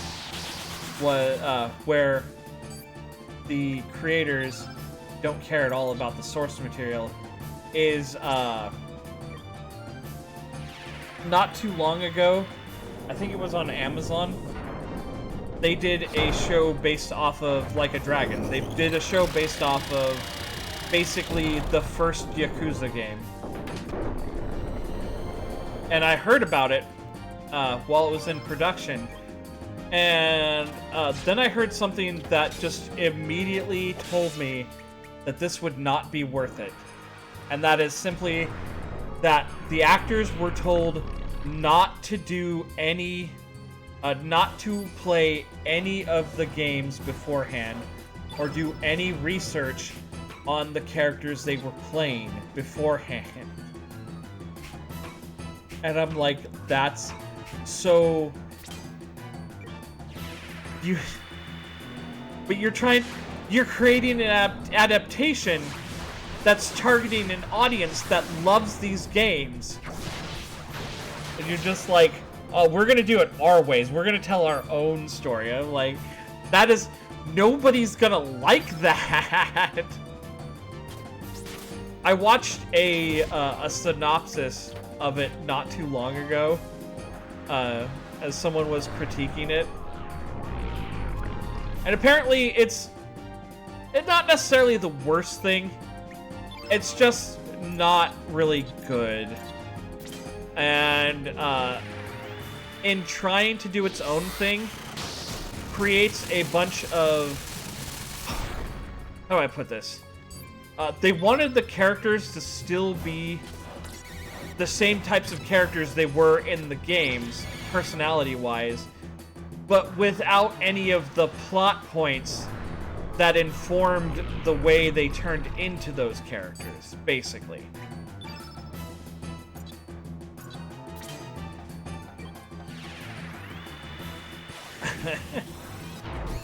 So the story takes its own directions, and the characters have completely different reasons for doing the things that they do, and it's just... As I understand it, it's just not really worth a watch if you are someone who loves Yakuza like I do. So fan fiction. Yeah, kind of, basically.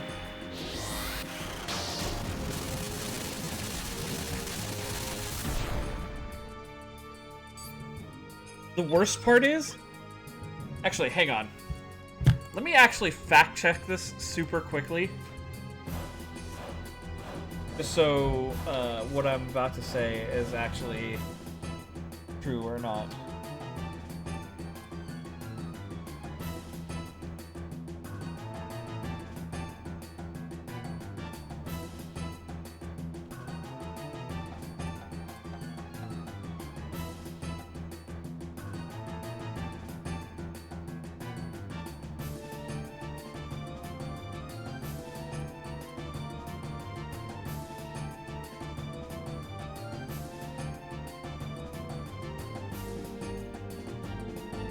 I guess...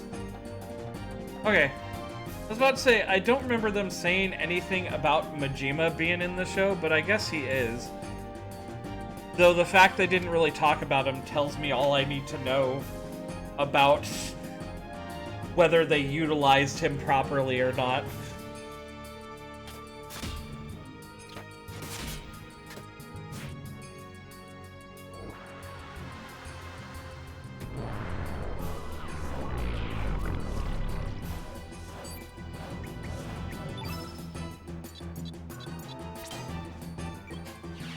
I don't know, it's just unfortunate.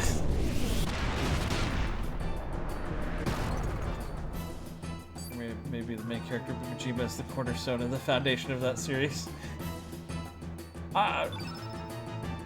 Like, if this was before the Kiwami games, and we just had the first two PS2 games and the PS5 games, I would have said that Majima is certainly a prominent element, but not necessarily a cornerstone.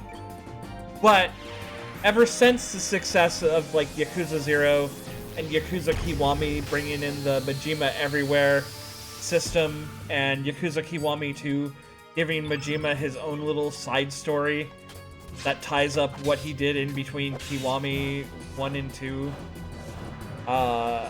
In more recent games, they've definitely leaned into Majima a lot more. So you are correct now, the way things are now.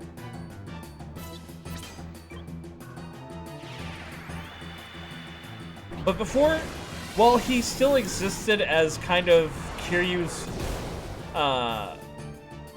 frenemy into kind of more or less friend throughout the series, his appearances were kind of scattered around.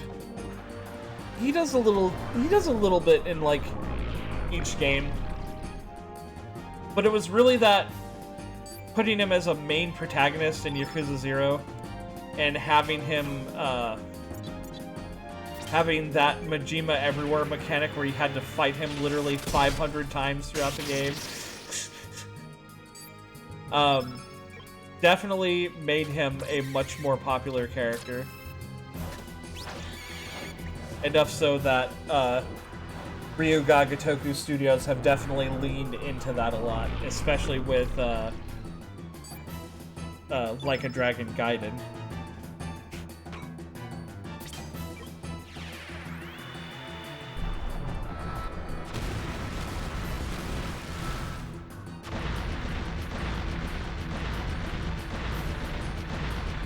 Yes, anti-Pokemon vibes. It's hard not to run into him, is what you're saying, I think. Hey! I'm not stinky! Also, hello, Rem.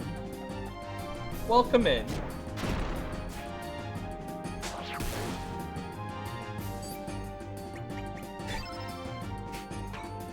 We've been talking about bad video game movie adaptations. But I'm not stinky!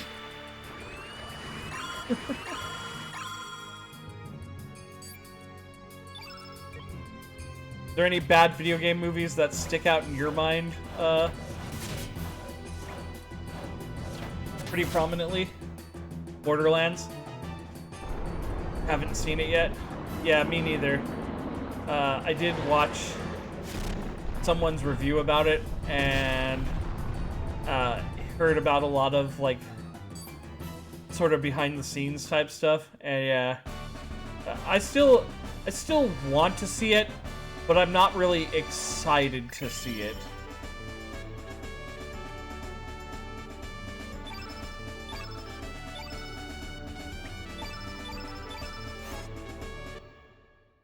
I guess I'd have to say. Impressive. Got the green relic. Also, I think we killed him.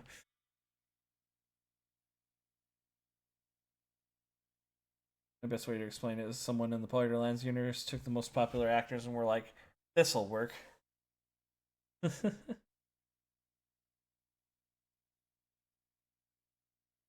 Serge, you always fight monsters like that? Right, how did she know? I mean, we are silent protagonists for the most part. And we look like... I guess we can assume that somewhere along the way we told her our name. Or maybe Starkey told her our name. Looks fun. Liam, decide him. Liam, come with you. Okay, Serge? Maybe Leah find father if Leah come Also, Leah needs decide something. Leah decide right. Leah return to village. Oh, Liam? Leah? Ooga booga, let's go It's really unfortunate too, because like people who are actually connected to the Borderlands games, like frickin' Randy Pitchford, were actually involved in the creation of that movie.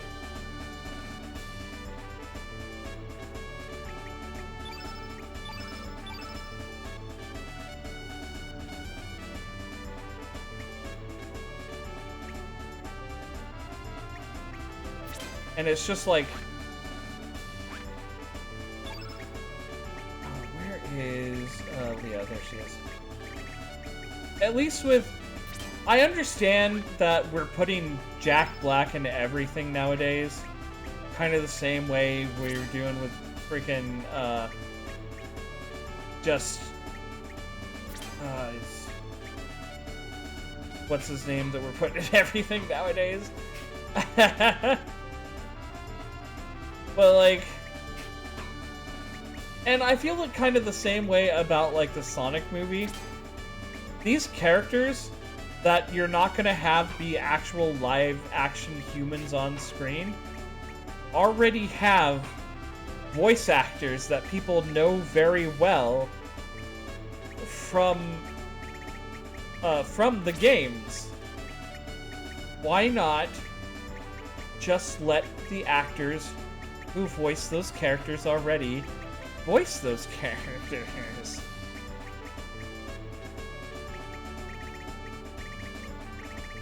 We didn't have to spend a bunch of money on Ben Schwartz being Sonic in the Sonic movie.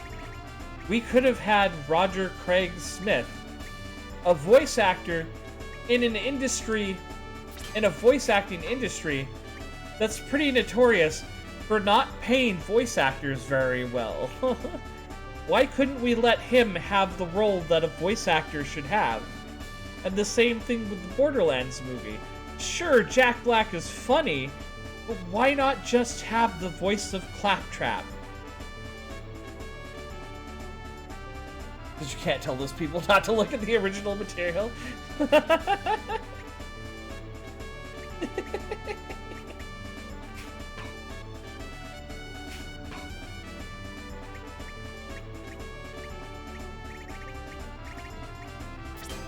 That, and you get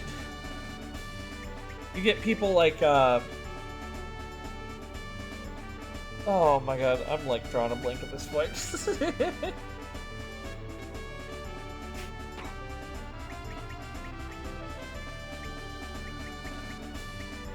You just get these people who only kind of resemble the characters they're supposed to be, but can't really portray the characters they're supposed to be. So something like, the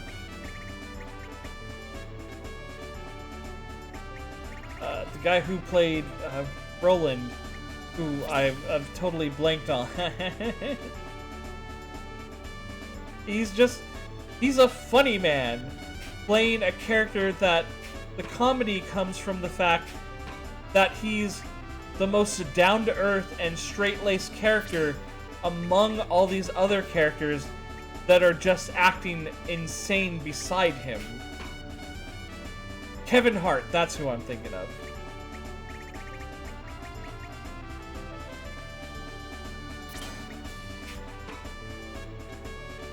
Oh, is it? I mean, Kate Blanchett as Lilith. Lilith, who's supposed to be like in her 20s or something like that. And Kate Blanchett is like in her 50s or 60s at this point. And they don't even really do a good job with makeup or anything to like try to fix that at all.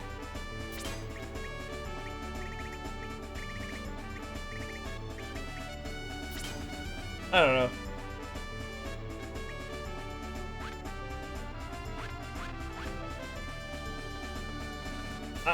No, actually, I do get it. I absolutely get it, because you want to grab the attention of people who aren't fans of the series, who aren't fans of the source material, who might not go see it otherwise.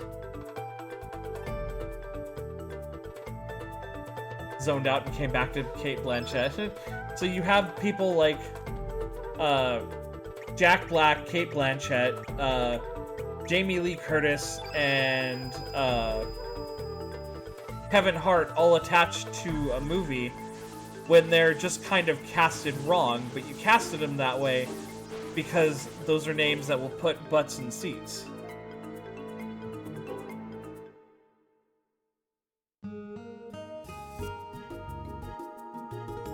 And the character whose human face you don't get to see on screen ever is voiced by an actor instead of a voice actor who actually needs the work. Kate Blanchett said Galadriel.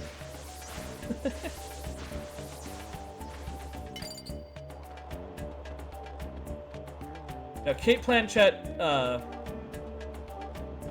if you've ever played, like, Borderlands 1 or 2, she plays Lilith the Siren. Who, in the games, I think is, like, in her 20s or so. But Kate Blanchett is significantly older than that. And they didn't use, like, CG or makeup or anything to really try to make her look younger. But that's just small things at it. That's literally just small things at any rate. If they acted the characters well, it would still be fine. Like, no games and ages because of poverty. That's completely understandable and just fine. But, like, if you think of... If you're someone that's played the Borderlands games, then when you think about Borderlands, there's only one single villain that comes to mind that should have been the only villain that they use, and that's Handsome Jack. A dude who is such an amazingly charismatic asshole that you love to hate him so much. Kate Blanchett, hot but also old. Yes. She still looks good for her age. She just doesn't look 20 years old hot anymore.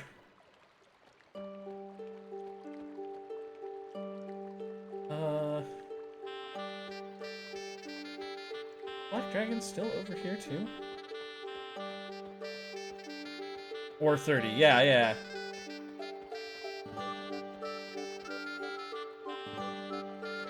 But yeah, there's one singular villain who makes perfect sense for a Borderlands movie, for a Borderlands anything, and that's Handsome Jack. But they just pulled out this just kind of generic guy who's supposed to be like Atlas, the head of the Atlas Corporation or whatever. And it's just like, just use Handsome Jack, man.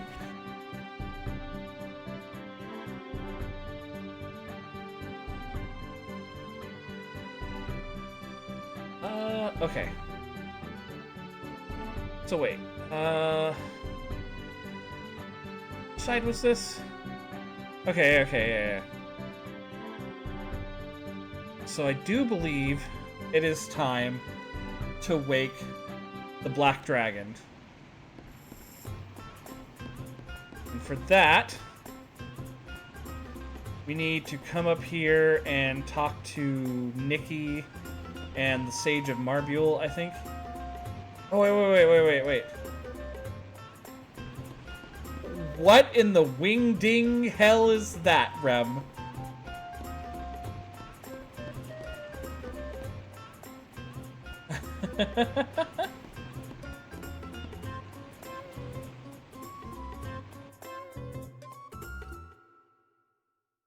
That is some eldritch knowledge you're trying to pour into my brain right now. And if I could understand it, I think it would get me closer to the old gods.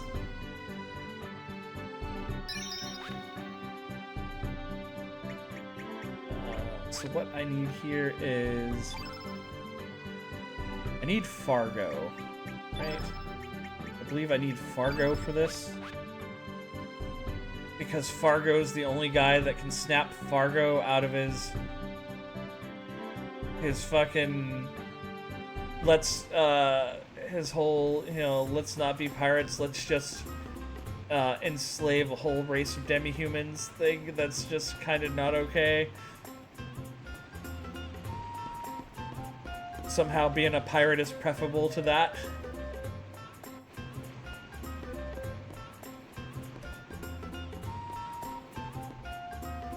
We're good bad guys, exactly.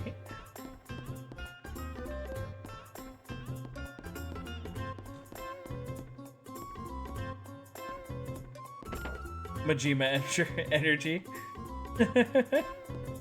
Majima would recruit him.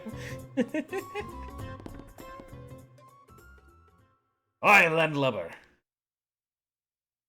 Are you me? Don't even associate yourself with me. You're being a sissy, Fargo. You're pathetic. I, too, had the possibility of becoming a jelly belly like yourself. Oh, you just punched him. I know about the plan. We're moving the ship along with Nikki's to Marbule and showering the island with his song at full volume. Once the dream spirits awaken, we'll defeat them one by one. My ship, the Zelbes, this ship can no longer set sail. I can't steer it. Ha! Who's asking ya anyways? People in this world really like meeting their alternate reality selves as chill stride. Right? Listen up, mateys! This ship is no longer the Zelbes, but the SS Invincible. Set the course for Marbule and man your stations. It's useless. Yeah, we'll see about that.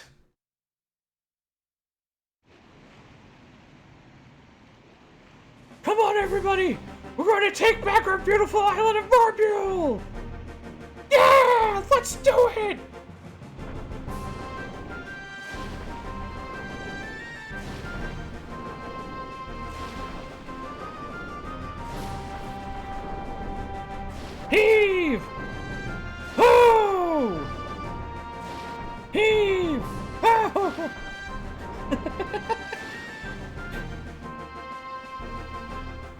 Oh, wait, there's one actual letter in there.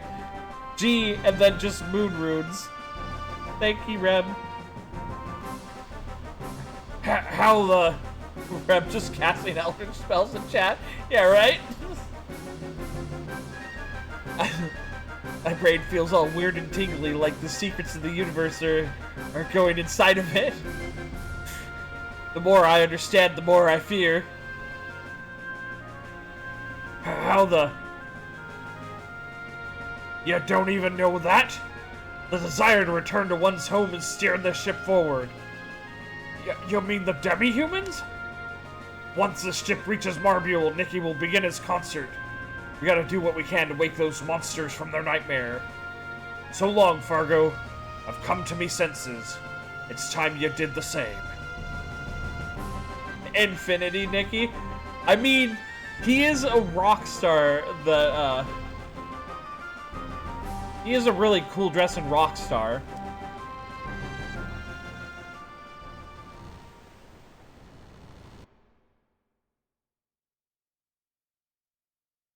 Heh. Looks like they finally did it. Behold, my people, Marbule is straight ahead. Discount gagged. Well then, it's about time we get down to business ourselves. Casting the bread. Oh no. Oh, oh, she was infecting Ribbons' brain, filling her with the arcane truths to how to create bread.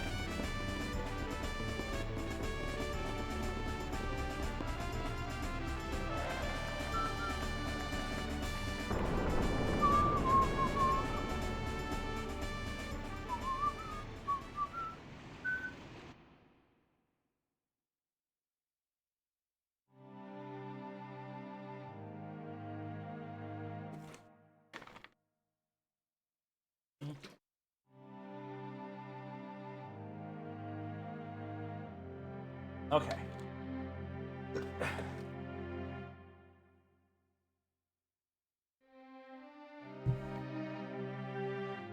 But I'm not stinky!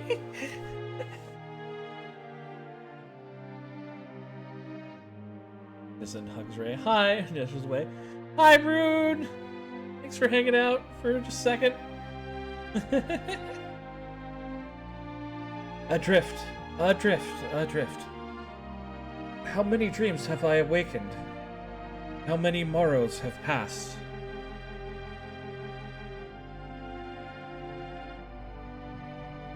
The days when victory meant everything have come to an end. Yesterday's friends become tomorrow's foes. So flow the days filled with the betrayal and enmity. Blessed be. Once one reaches the summit, all that remains is one's inevitable downfall. All has become lost. The innumerable wounds, once decorations of glory, have begun instead to ache. Ah, have I awoken? Where might I be? Could this be the grave of the narwhals that is said to lie hidden in the seas?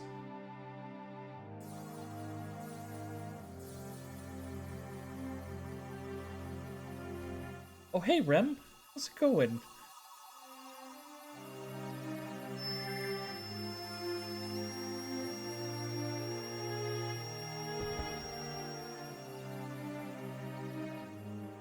No, we're all chilling.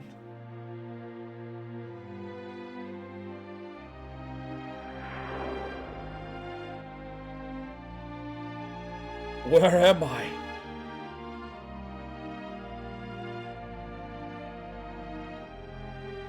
So, I'm all alone.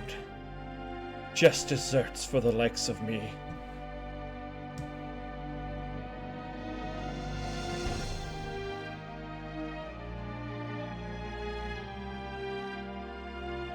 Betrayed by the very ones in whom I trusted. belt with his pants, he's a rock star.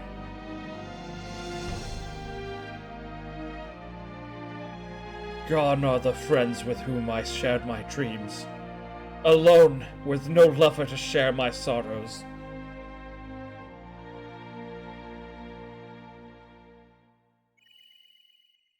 Either.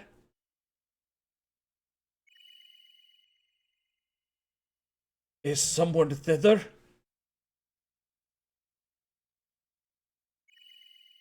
Or hither?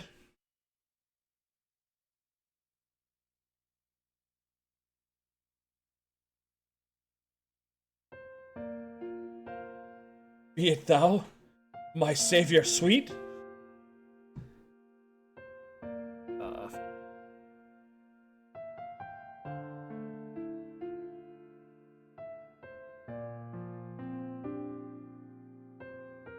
Aye, manly mariner. Be thou not a mere maiden, but a mermaiden? Thou art surprised?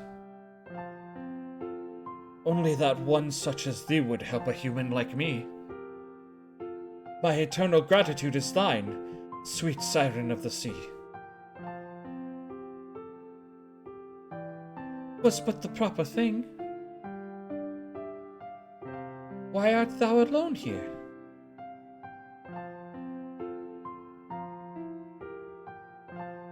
Stop.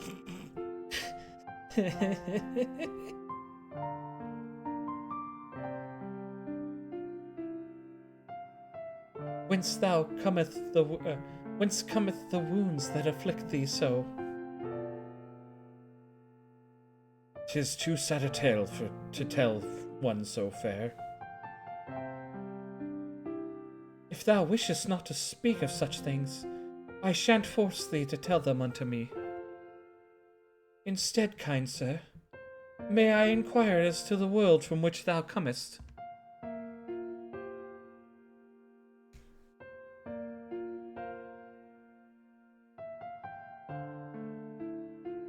Enough! That shall suffice. What a wretched, woeful tale that thou hast. Thou needest not fight error more. The world from whence thou comest lacks any form of pleasure. Pleasure?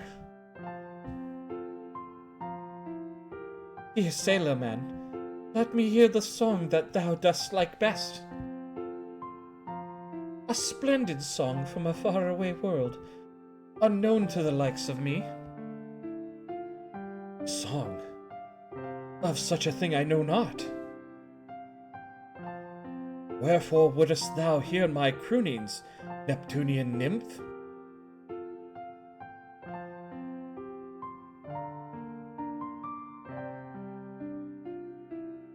Surely there is naught to be gained from it.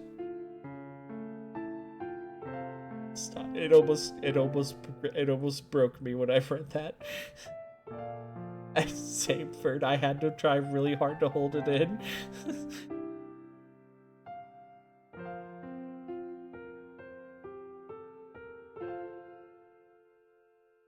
What a poor, miserable man thou art!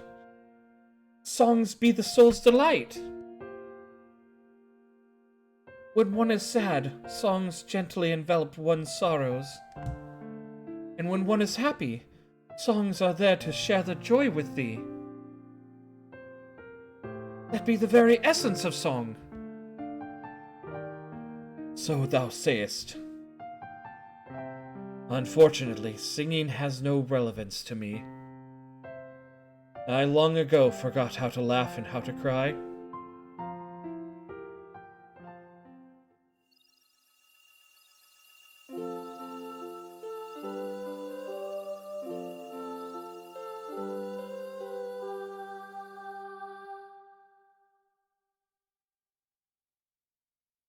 How awfully nostalgic! I feel as though I've heard that song before. Somewhere, long ago. A mysterious melody that bathes thee in the warm glow. It's a precious song. handed down generation to generation on my island. It seems to have reached the heart of thee, who knows not of song. Now make me a promise. Repay me for saving you by singing this song for me. Hold on! Such a thing I cannot do! Cannot is different from will not. Please promise to grant this one petition. Wait! Do not go!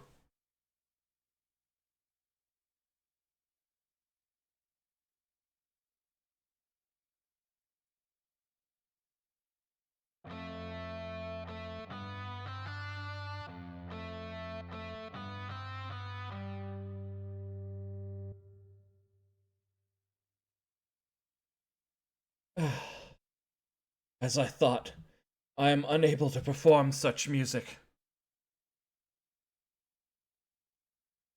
Thou seemed troubled.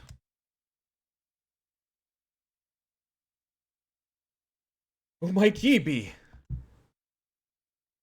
Our sister shan't come out again until thou singest. Please, I beg ye, teach me how to sing. Music and song are not something that thou canst teach or learn. They are things that thou must feel. A song from Chrono Trigger, or am I mistaken? I don't remember this song in Chrono Trigger, but this is like one of my favorite moments in this game.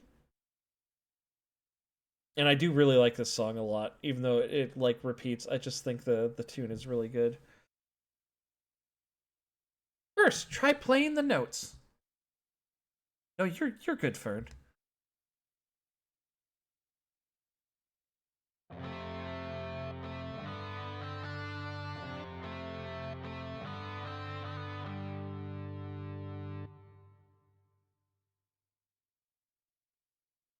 That is terrible! 'Tis void of all emotion.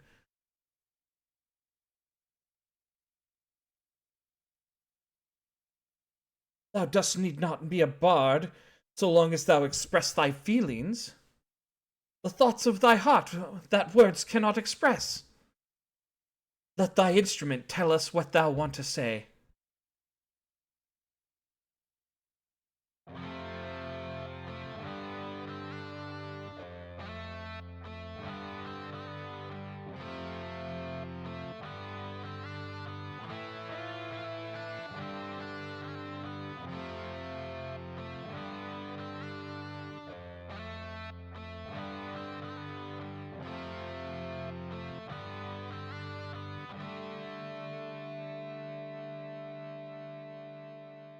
'Tis better. Keep it up.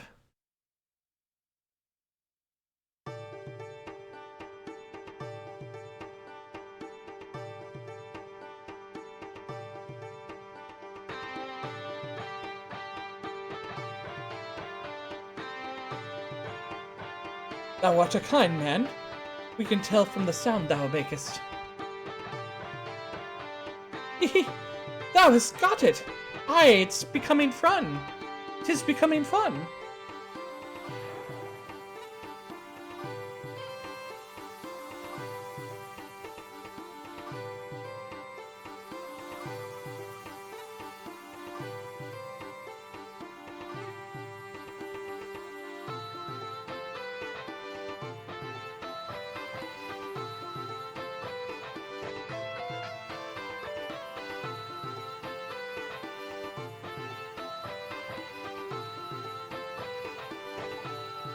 Hell yeah, Nikki, play your soul out, man.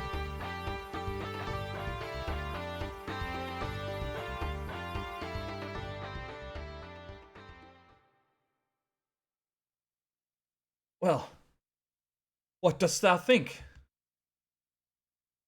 'Tis beautiful. Each note enwraps my very soul. If ever thou art sorrowed and are at the limits of despair, then croon this song and remember, dear, this very moment. The time when our hearts began to beat to one rhythm. and know that our song will continue on forevermore. Lo, the stars doth twinkle in accord with our song. The brighter one is the star of Diarmuid, and next to it, the star of Grania can be seen shining so faintly. We mariners navigate our vessels by these two stars. Thou art a knowledgeable man. I not knew the names of such luminaries. I just saw them as jewels that shine in the night sky. There's an ad coming up, and I really hate that it's gonna break this. But I guess we have no choice. All right, it's 3 minute ad coming up, and then we'll finish this part. It's just something about the emotion behind his song, kind of bringing this island like back to life, and this whole play they put on just to kind of set up for the song that's about to happen. It's just something I really, really enjoy about this part in this game. It's one of my favorite moments in this game. Anyways, I will. The ads haven't started yet. I really kind of don't want to throw it to an ad break because I know that the whistle tune is just gonna. Yeah. We'll sit here in silence for 3 minutes.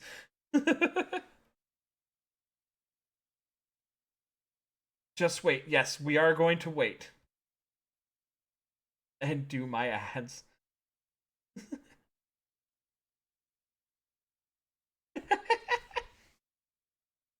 I wasn't going to put it on the BRB because I don't want the goofy music from that to kind of break the moment that we have here. Even though ads for, like, Just for Men gel and stuff like that are probably going to do that anyways.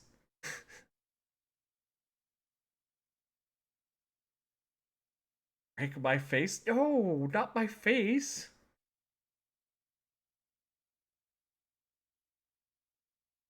My erection gel.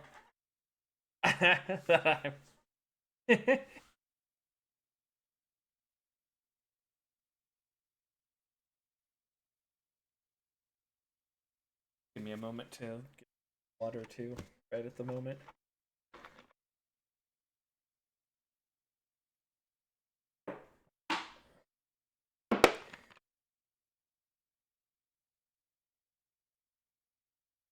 I don't know. There's always certain moments in games that make my sneaky face. No, don't hurt me. I'm not sneaky. But there's always moments like in certain games that just the moment itself means a lot to me. Like this in this game or in Metal Gear Solid, like after you defeat Sniper Wolf, her final monologue, that whole thing that happens right before her death. It's just sometimes it's the entire reason I replay through a game is just so I can experience that moment.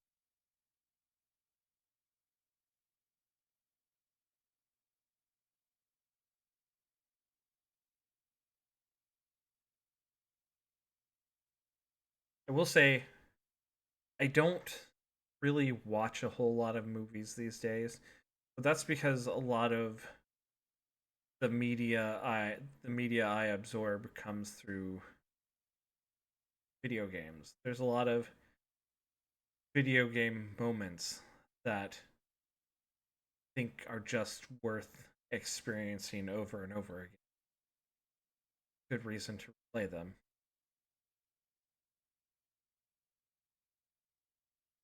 Welcome back, everybody. I am not Stimkey. How dare. I hope the 3-minute ad block didn't break the immersion too much. Go back into this.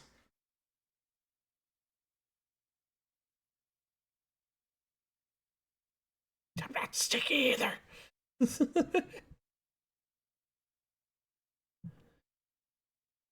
I just saw them as jewels that shine in the night sky. I didn't realize that stars could look so beautiful. I never took the time to gaze at them like this before,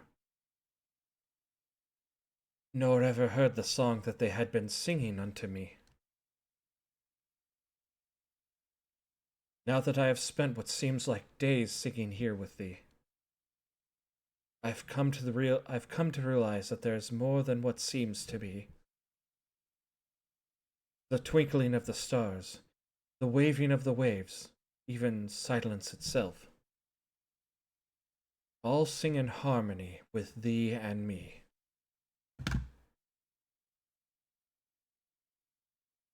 'Tis strange to think that both thy world and mine share the same stars.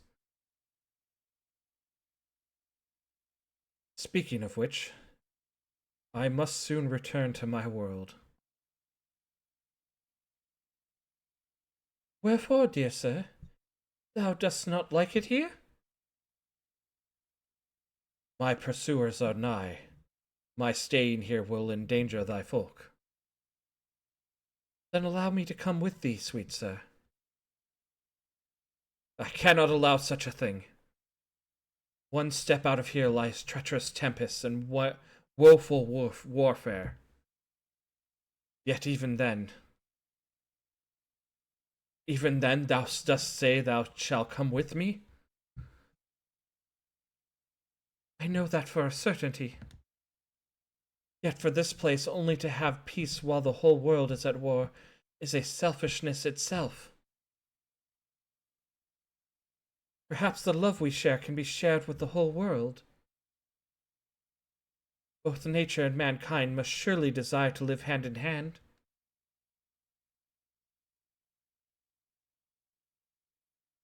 Then comest thou to me, my sweet sea sprite. Until the whole world hath come to live in heavenly harmony. Upon that day shall I bring thee back to this idyllic isle. Then and only then, will both our worlds have peace between nature and human folk, and resonate in chorus with our anthem, dear.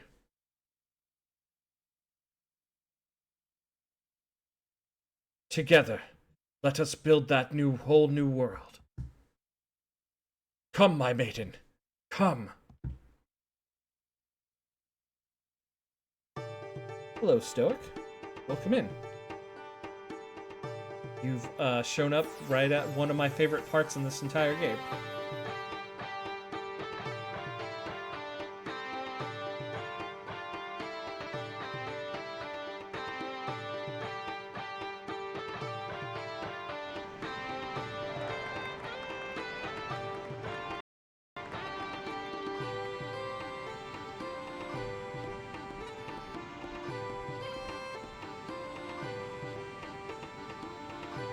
Playing a little bit of Monster Hunter Wilds.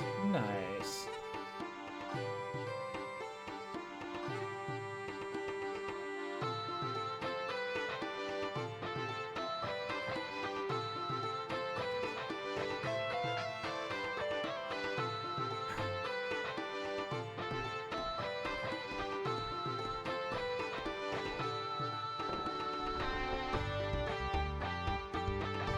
Oh, Zelbus. Does the song call out to your heart? You taught me this song. For a long time, I've been trying to regain what I've lost, but to no avail. But now, I feel as if the one important thing has finally returned.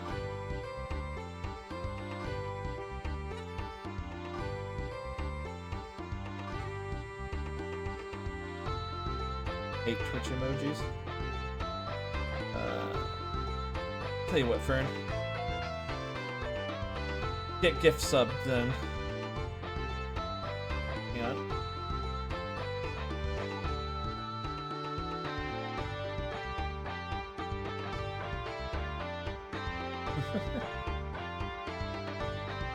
No, you're good. Enjoy my weird ass emotes. Arr, thanks to the irreplaceable treasure you left behind.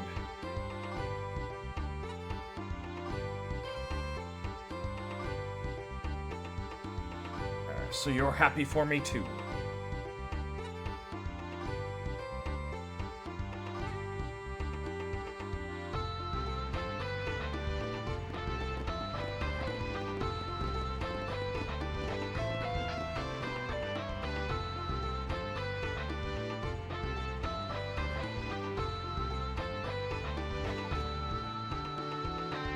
Even though she said that, I too wasn't able to fulfill the promise I made Zelbes.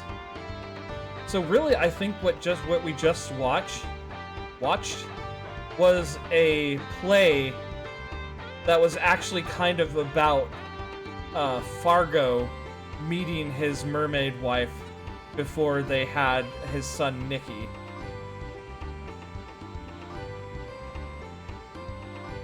And then, unfortunately, after they left the cove and she had her kid, she died, and then Fargo turned to a life of piracy. Or maybe he was already a pirate. Her dream is also my dream. Zelbes, I promise never to use this attack again, but there's no avoiding it. Please forgive me. This time, I will protect you. Fargo breaks the seal of the Invincible.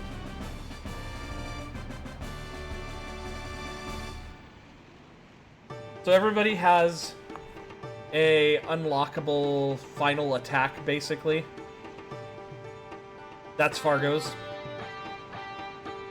Alright then, I'll show you how serious I can get. It's time for me to let loose in Marbule.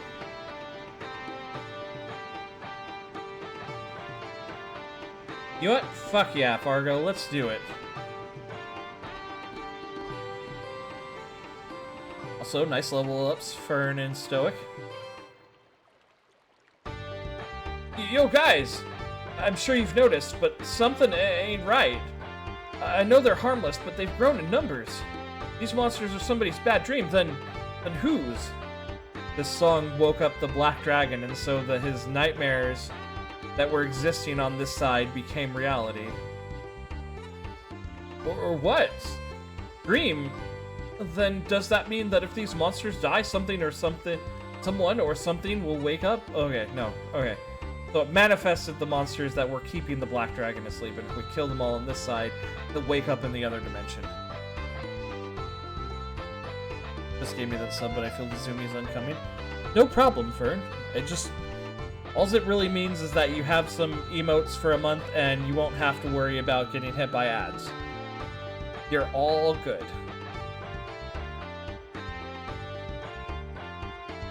Fargo breaks the seal of, cuts to Invincible title card.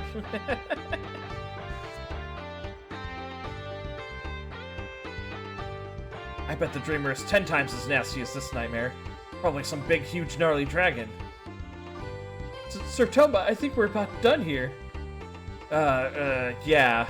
Well, I think I'm through with my investigation here. Don't get the wrong idea, it's not that I'm scared or anything. Well, take care. Bye!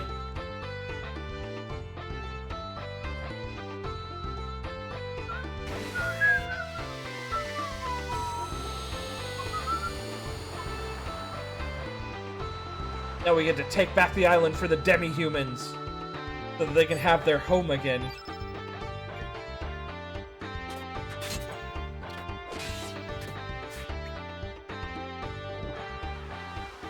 Just 4 kicks. 1, 2, 3. Hey! That's called just 4 kicks, but he kicked me only 3 times.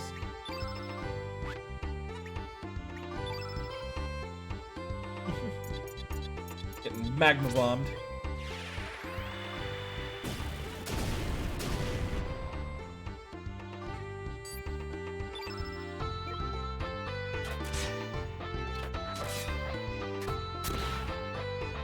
of it.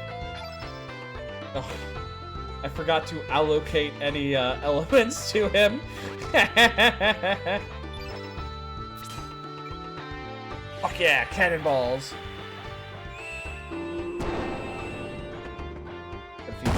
Alright.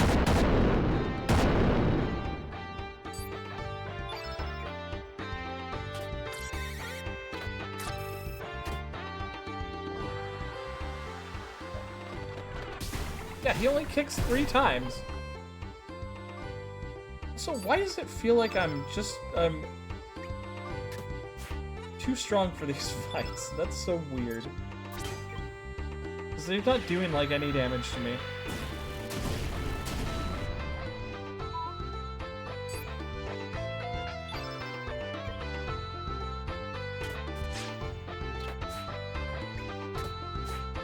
Hell, god damn it.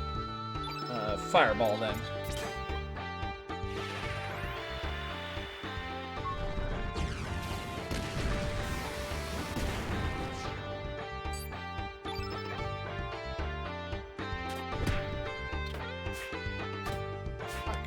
Can't hit anybody, apparently. And...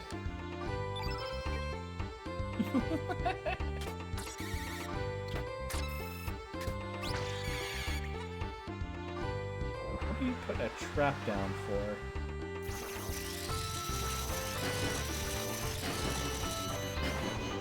I feel like that's probably a trap for a red element. But I know it can't be a trap for a fucking personal attack. Ribbons is channeling some kind of eldritch something.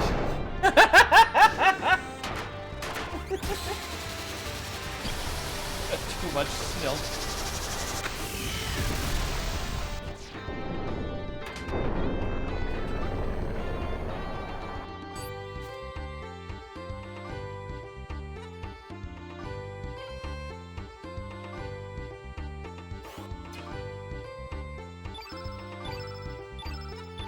We need to... I don't really care what elements we give Fargo here. It's really full of blanks on him. I think his invincible is... I think he broke the... There it is. Why the fuck? No. Put that in there. The forbidden death blow.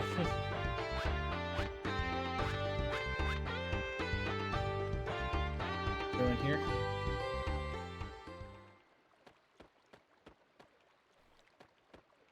Okay.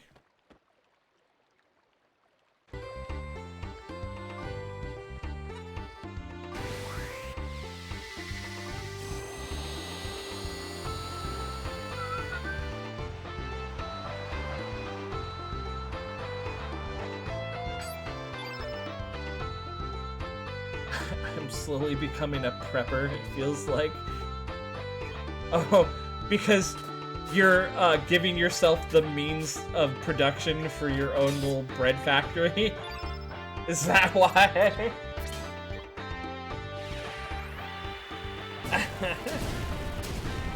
Your own little personal bread factory?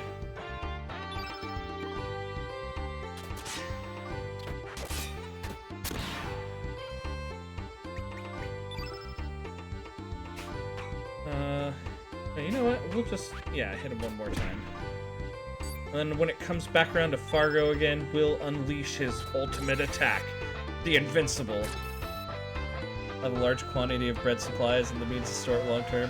Maybe I should buy a knife next. What do you mean you don't have a knife already? What?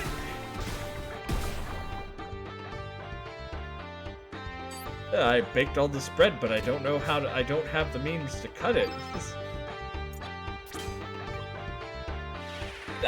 I just choose to make a really big sandwich between 2 whole loaves of bread.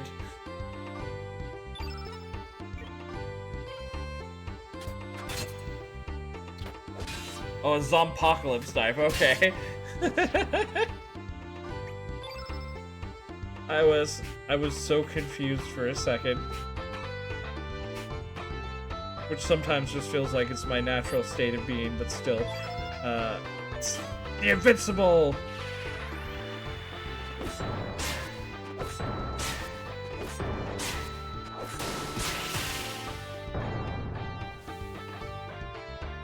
That was like something something under the heavens. Spider friend. And like Kirby friend.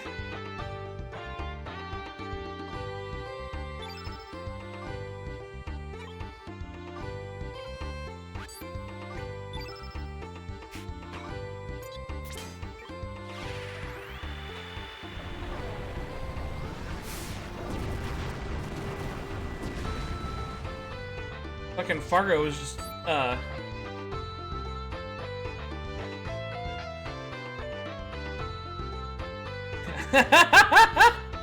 Oh, okay. I thought you asked it, what should you do next? And it was like, well, here, you should get this. Consider acquiring a hand-cranked,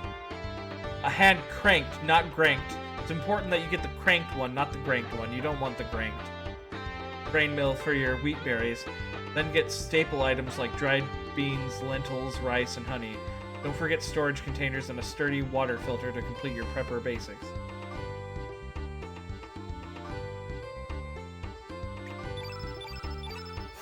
Safe prepping.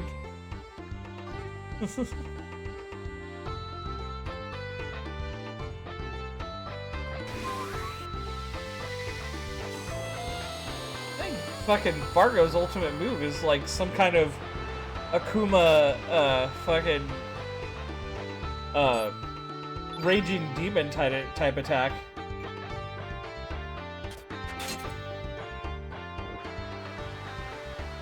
Never survive anyways without migraine meds. So then you just have to, become a pharmacist and learn how to produce your own, like, aspirin and migraine medication. Or learn, like, natural cures and stuff that you can find by foraging.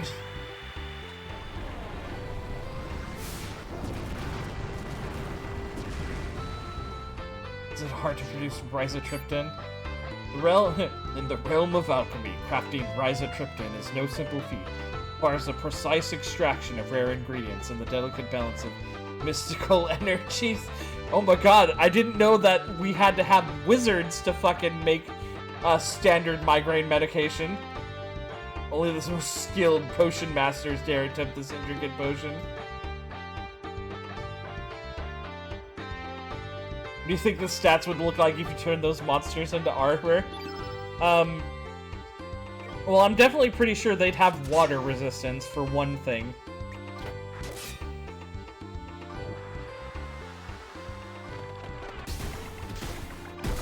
Looks like, mostly it's built for agility, so it'd probably be better armor for, like, a sword and shield or maybe a dual blades build.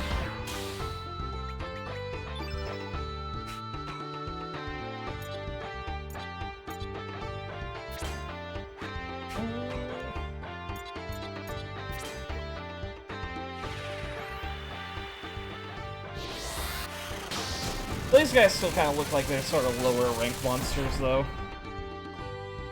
I don't think you'd get anything too great out of them.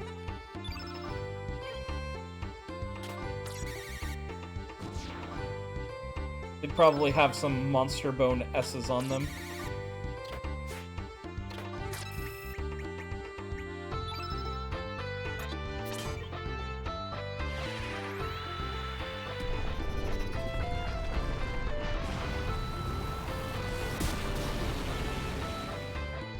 I hear they're already announcing, they've already announced, like, content updates for Monster Hunter Wilds, by the way.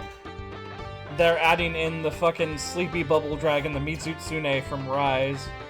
And then they're also adding in the Lagiacrus, which is a weird choice, because as far as I know, there isn't swimming in Monster Hunter Wilds, and, like, half of the battle with that guy, with that monster in fucking Monster Hunter 3 was underwater. do like the Sword and Shield. The Zuwu had better stats. Blade is designed like a Kopesh. Oh, nice.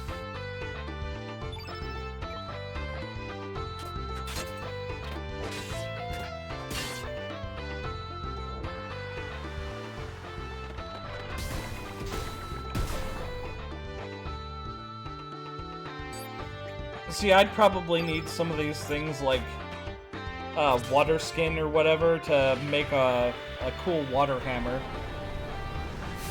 But otherwise, I don't think they'd make any armor that I'd want to wear as a fucking hammer main.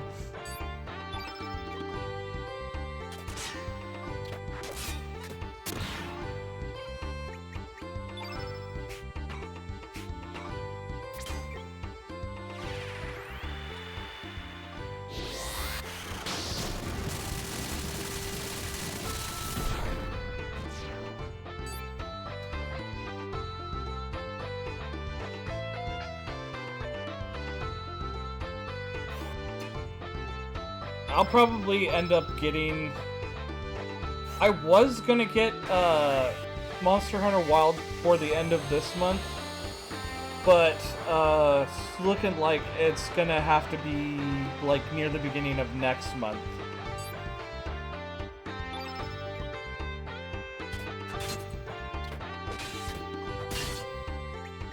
I was thinking about what I wanted my character to look like too, and someone showed me a picture of someone making their guy look like fucking Ronald McDonald, and since I work at McDonald's, I thought that would be hilarious. But then one of my other friends, Natty, he showed me some like face codes and stuff so that I could make my guy look like fucking Majima, and I'm thinking that might be fun. But if I do that, I can't really be Majima with a big hammer. I'd have to be like Majima with like dual blades or some shit like that.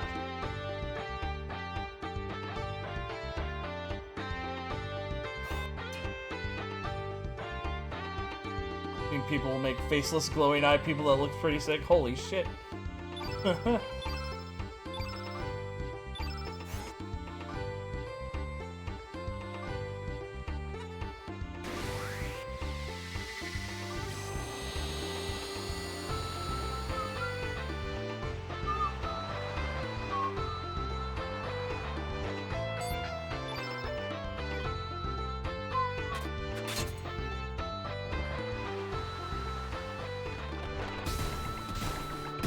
Which will be pretty much the first time I've ever not mained Hammer in a fucking Monster Hunter game.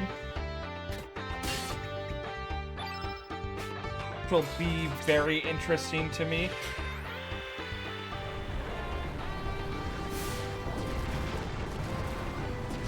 I still might just make a second character that's like Ronald McDonald wielding a giant hammer anyways, though.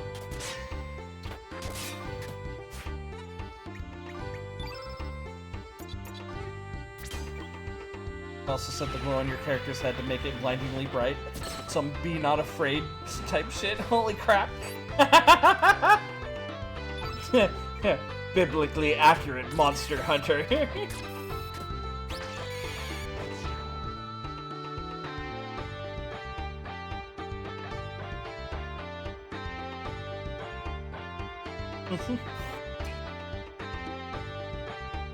What would alarm it to?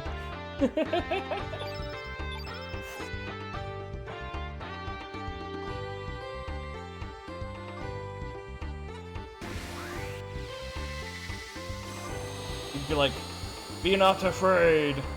Join us in harmonious song and dance. And here, have an Arizona green tea. Your god demands it!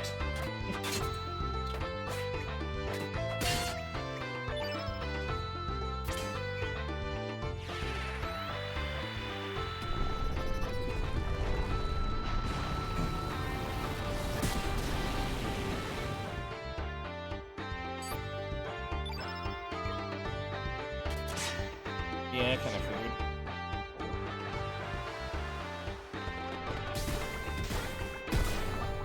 This is the only part that, like, kind of undercuts how much I enjoy this whole part of the game.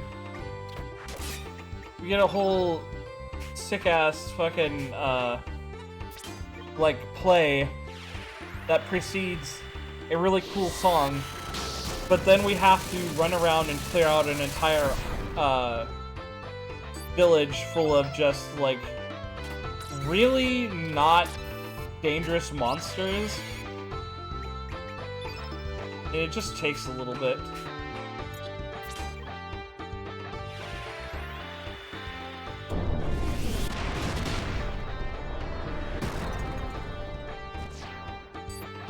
Not threatening anyways.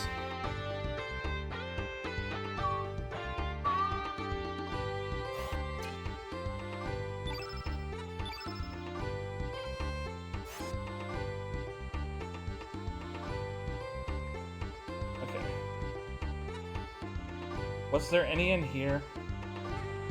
Yeah, there's 2 in here. Okay. These are the last 2.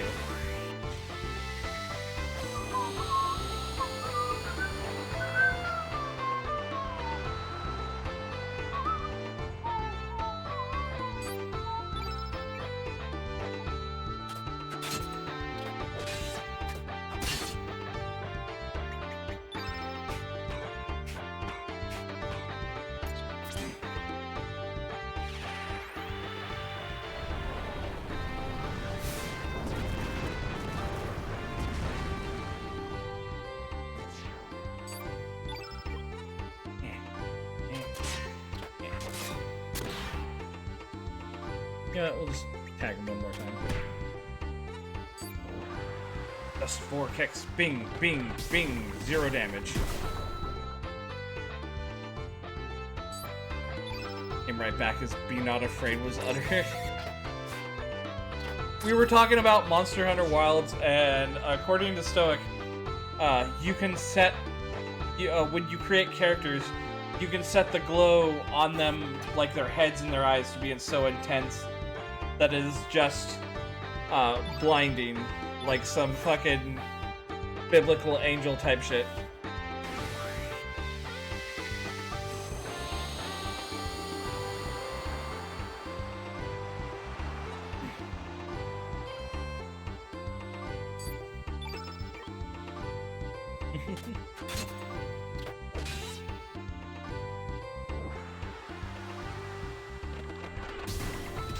Anyways, Zumi's call. Alright, Fern. No worries.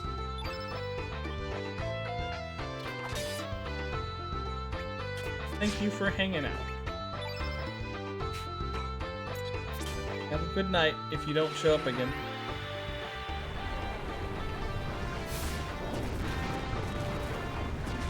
Oh yeah. I love streaming for you guys.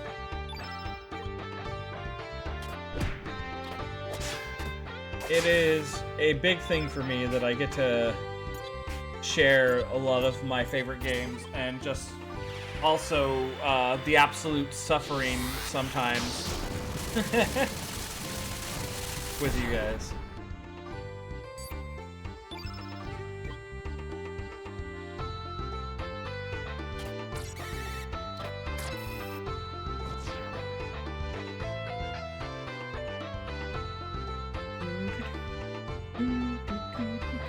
Okay, I think that's actually all of them.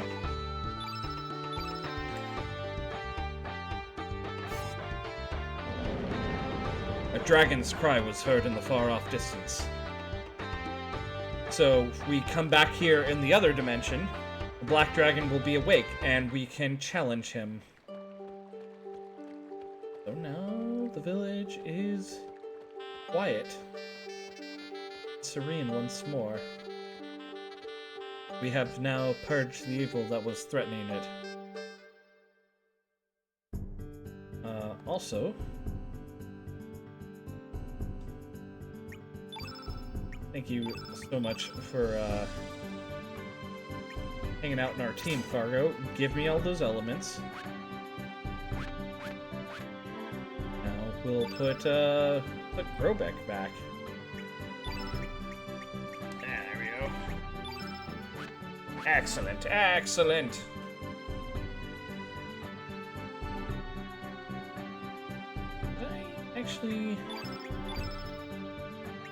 didn't yet. Stone mail. Stone helmet. Stone helmet. Not another stone helmet, right? Yeah, there it is. Okay, we're all fully equipped for stone stuff now.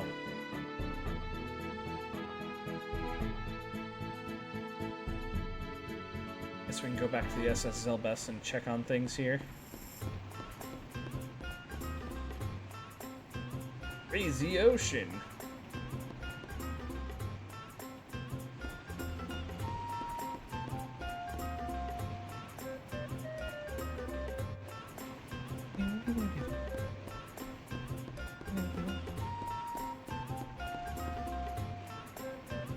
And it takes longer to get over there anyways. I guess we can start with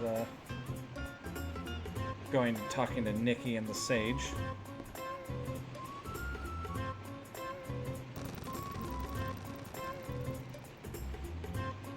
Okay.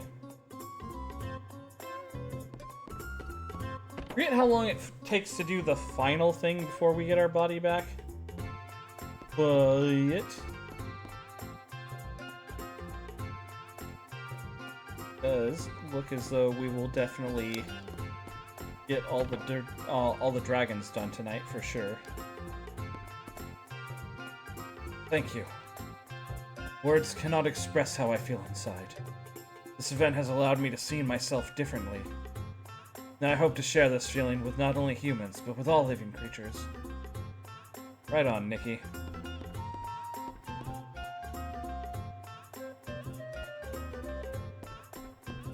I thought the Sage would... Well, actually, no. Why would I think the Sage would be here? He's probably already back on the island.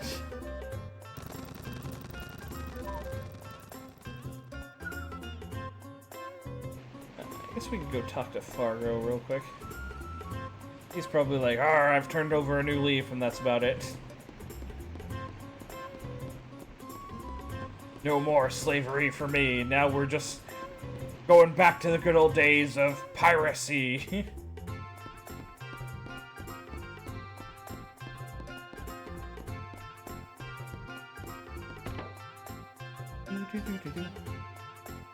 Oh, Fargo's not even here. Oh! That's the thing that's, that he slices through when he's doing his attack. Yeah, that's like something something under heaven. What that is.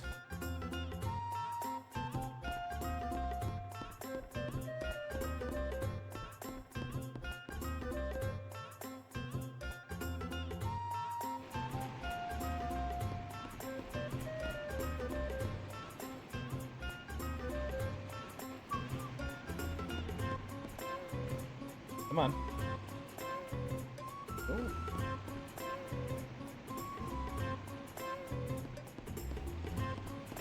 The world over heaven. No, if that said world, I would actually, I would be able to read that. I know what that looks like in kanji.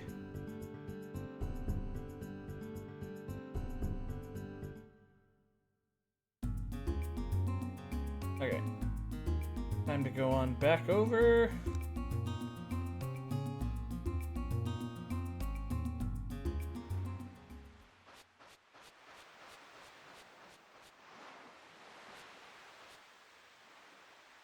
Astral. Oh, good God. Where is the point? There it is.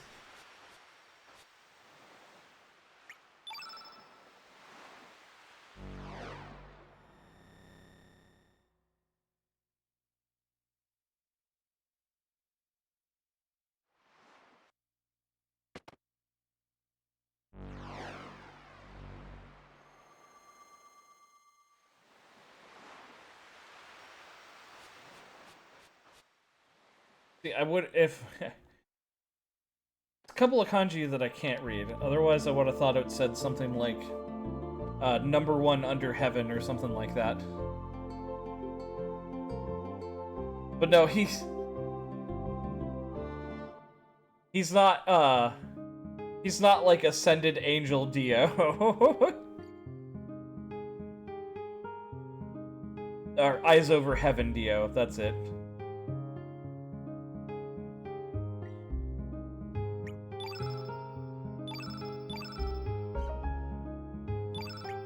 Might be fun to play that game at some point, actually.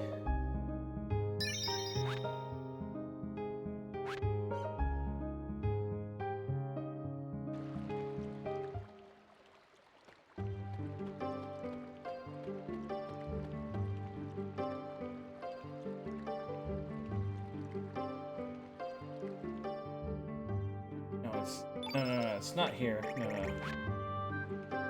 Now that we've saved Marbule,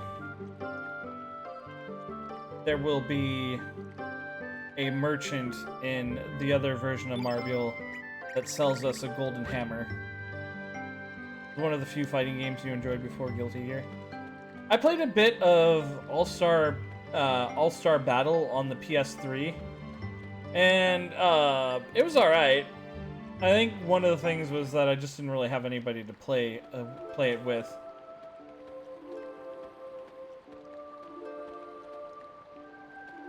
Plus, it's not a very good vehicle for experiencing the story of JoJo's Bizarre Adventure either. But it is a really neat fighting game. And I know that JoJo's Bizarre Adventure Eyes of Heaven is like a what-if story that kind of uses sort of that same battle system in it. Oh shit. Pippins started a quest. There we go. It hath been a long sleep. I am still groggy. You shall provide some much-needed exercise. The black dragon and the white dragon are like two of the only ones that look like actual traditional dragons.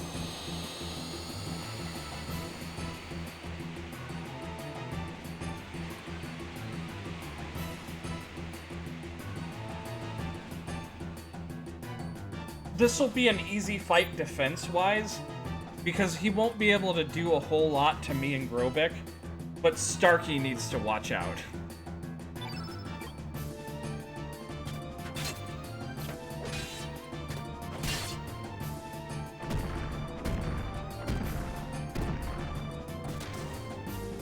Yep. No biggie. Also, my dark attacks don't really do the most against him. Okay. Oh, we have other elements.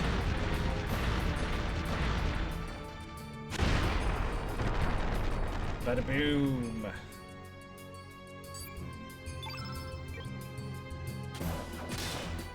So that one.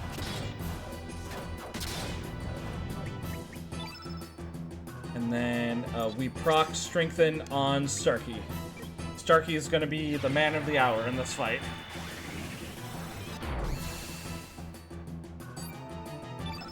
Right, Starkey? If he hits. Starkey, hit. You just gotta hit him, Starkey.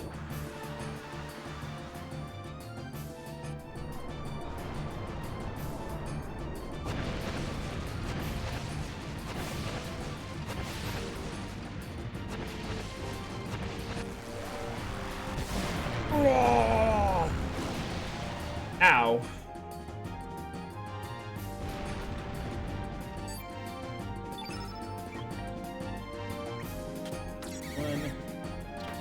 There we go.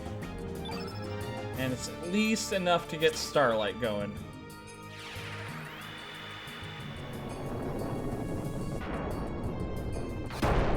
X-Beam!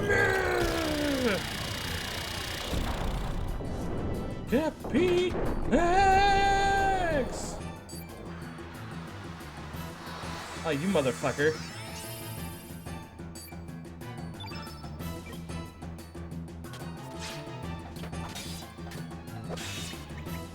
concealing my man Starkey's fucking abilities.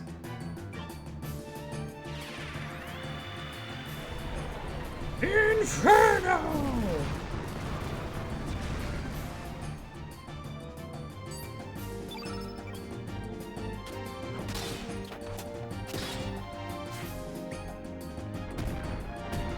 Hey Stoic, can I ask, what was your first Monster Hunter game? Oh my god, Starkey, no.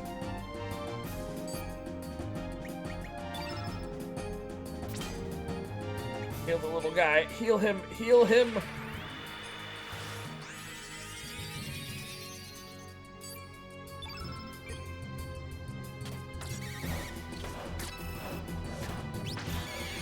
Because mine was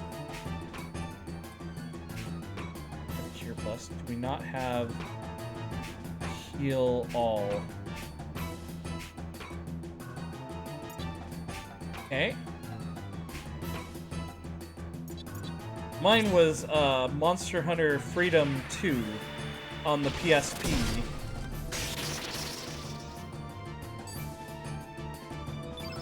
And like old school Monster Hunter, such a different fucking beast from like modern Monster Hunter. Uh-oh. I don't like that at all.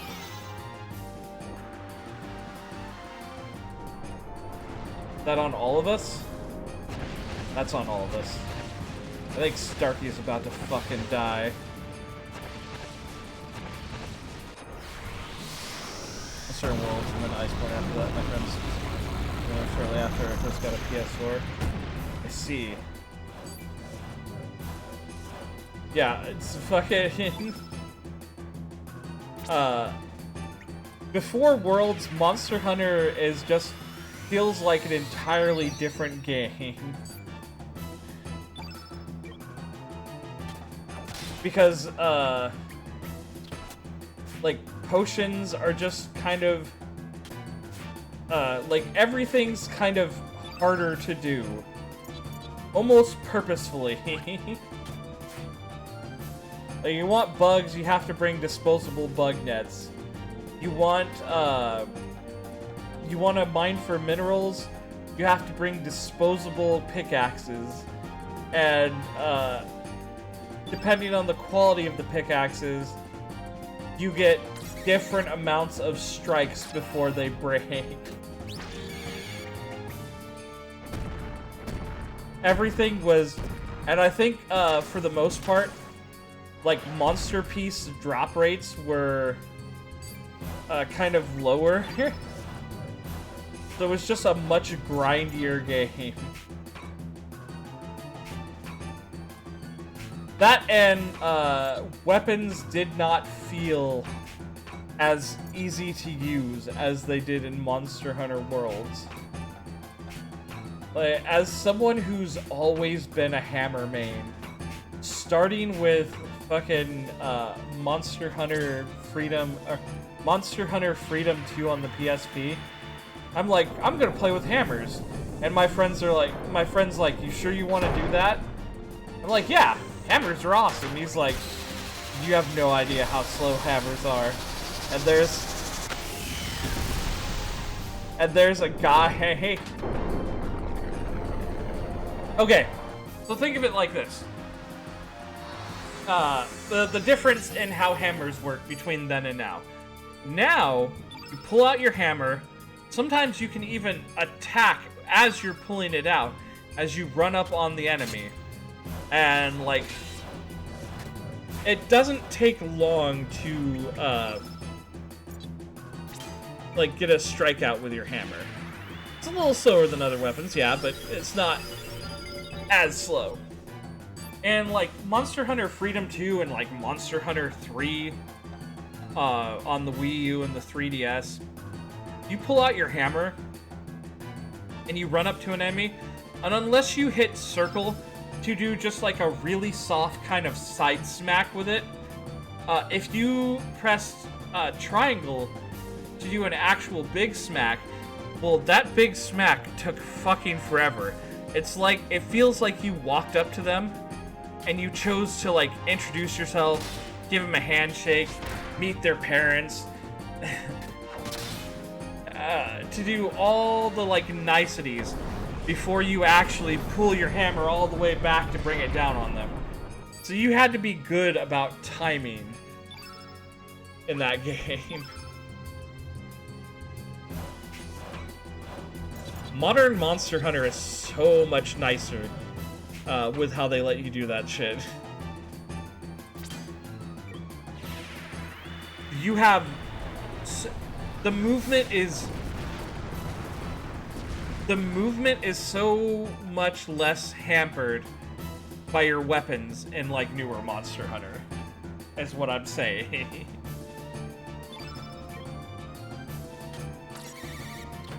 And again, they've made a lot of the stuff that was more tedious, like easier to palate.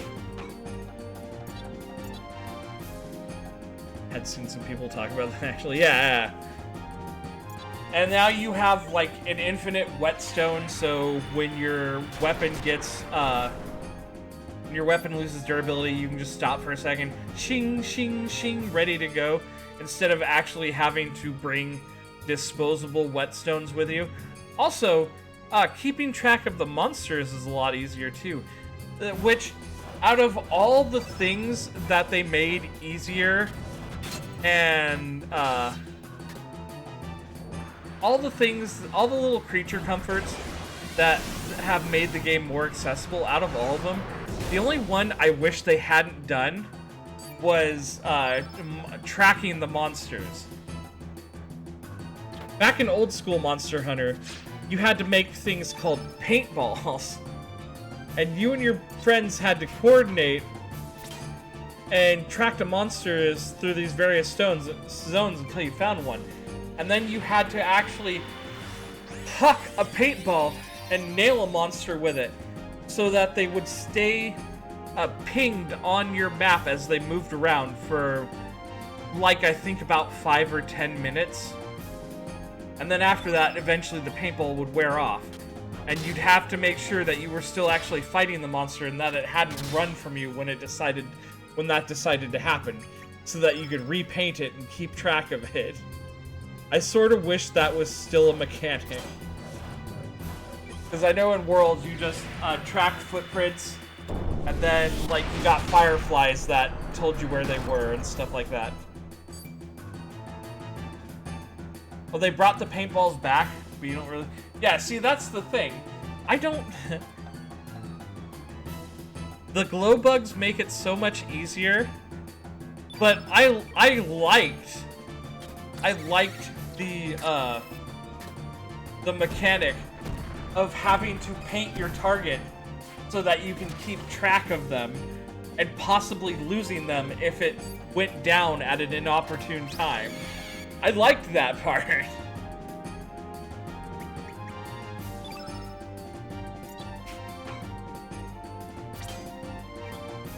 And the newer ones, once you've tracked them down, you can't lose them, because you'll always know where they go, no matter where they go. Wonder if you can turn the bugs off so you have to use the paintballs.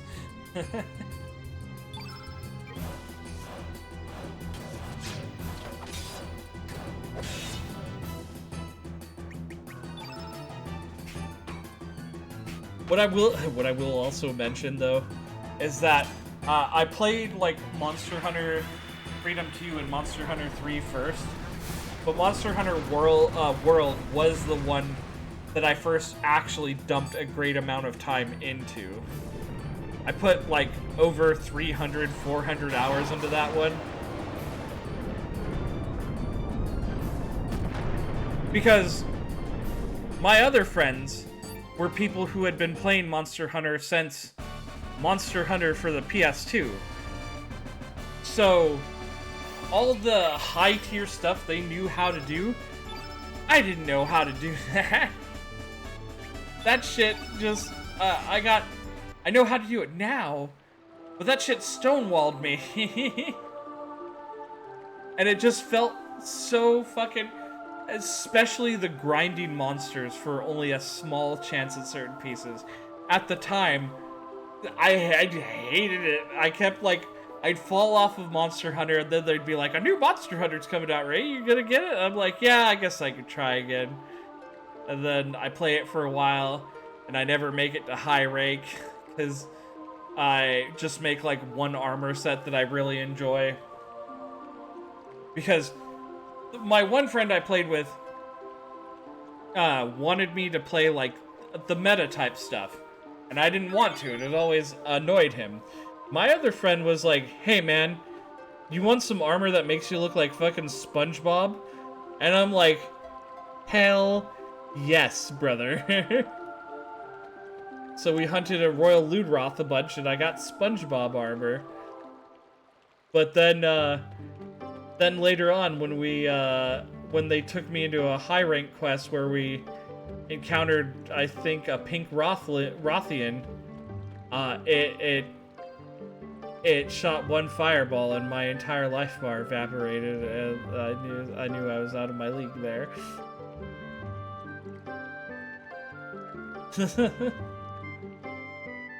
But with World I understood a lot more. So World I was actually able to keep up with. And I understood the idea behind it a lot more.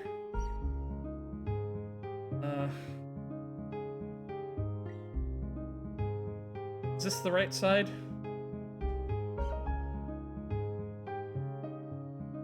And then after playing World for as much as I did, I actually went back and played some older Monster Hunter. And I kind of appreciated it more. Because I understood it better.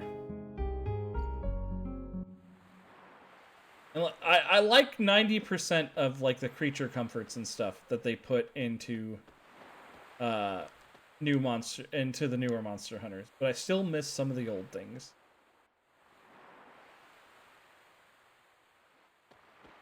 What's up here?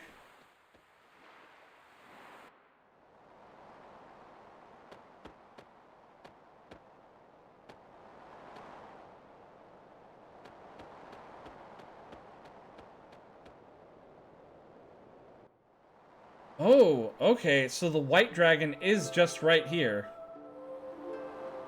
Alright, let's see if I can beat him before the ad break happens.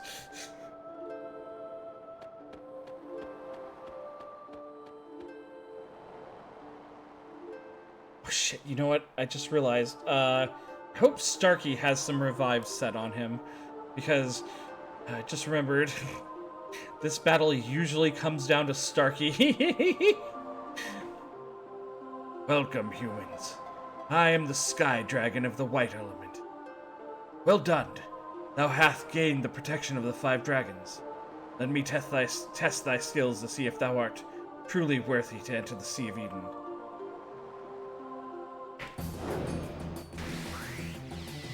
Because at the time, I didn't get that you needed to be constantly upgrading your armor and shifting it around sometimes to help deal with different resistances and such like that. I didn't get that back then. I do now.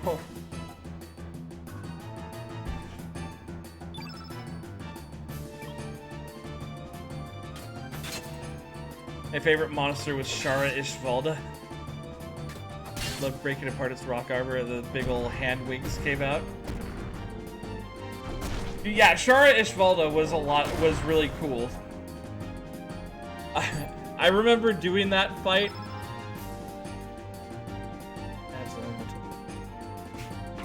And then I saw its big fucking spirit bomb attack and I'm like, oh shit. And then I moved out of the way. And then later, when I redid that battle with friends, it started to do its fucking spirit bomb thing, and I'm like, oh shit, and I ran to the side. And then I watched them just stand there in the middle of the ring, in its path. They're like, fuck it, I'll take it. And it killed them. And I'm just like, why? That's third phase when it would watch you, the player, and not your character. Oh, I never noticed that. What the fuck? That's terrifying.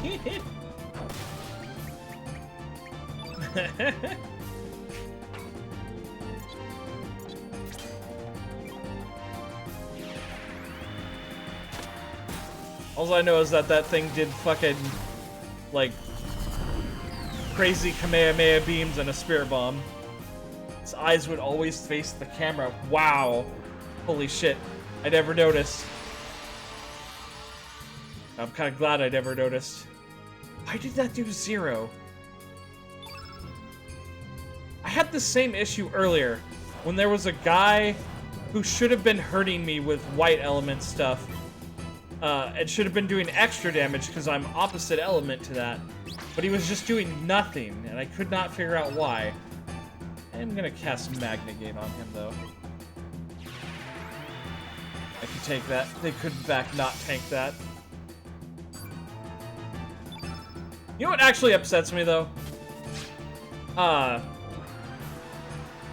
Well, okay. No, I guess I can't really say that, it's the only thing I've never beaten in that game. Because, to be honest, once I unlocked, like, the shifting lands or whatever that final place was, I only dabbled in there a little bit. Because I think my friends had moved on to other things, so I didn't fight a whole lot of the, like, the really late game guys. But I guess before Master Rank happened in Iceborne, the one thing that upsets me is that, even after Master Rank came out, me and my friends never actually fucking beat that goddamn behemoth that they brought over from Final Fantasy XIV.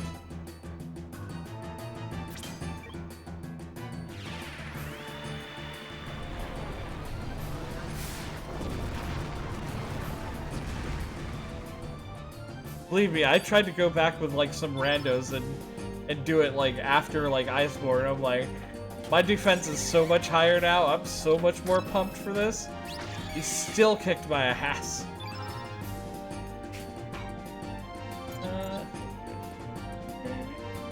Okay. No. Don't. Let's be smart here. Don't throw your strengthen on Lynx, because it won't hit him because of Magnegate.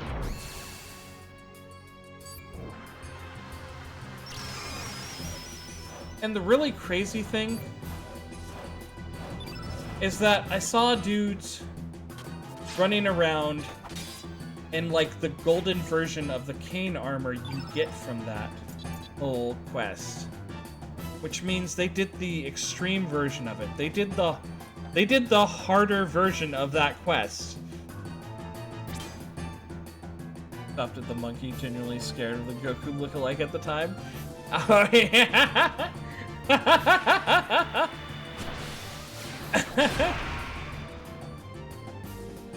think I brought down, like, a couple of those. I think at least one by myself and a couple more with friends. Rajang, that was it, yeah. Oh my god! We lived! Can't believe we fucking lived that. Oh wait, Grobik did not live that, in fact. Okay. Had to Google its name. No, you're good. I think the one thing I feel the best for defeating in that game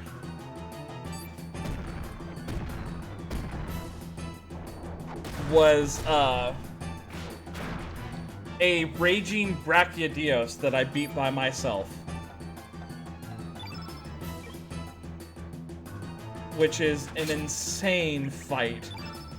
Because you basically fight it inside of, like, an active volcano, and it starts punching the ground and causing, like, explosions to happen wherever it's punching down, and it's making the ground erupt, and it's just hard to even get fucking close to the thing.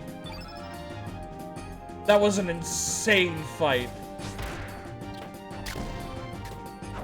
The Guiding Lands, that was the name of that place. Ultranova. This might be the end of us. We might all die here. I think we die here.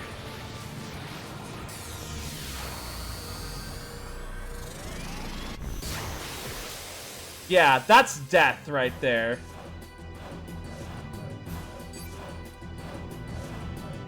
I guess I threw out Magnagate a little too early.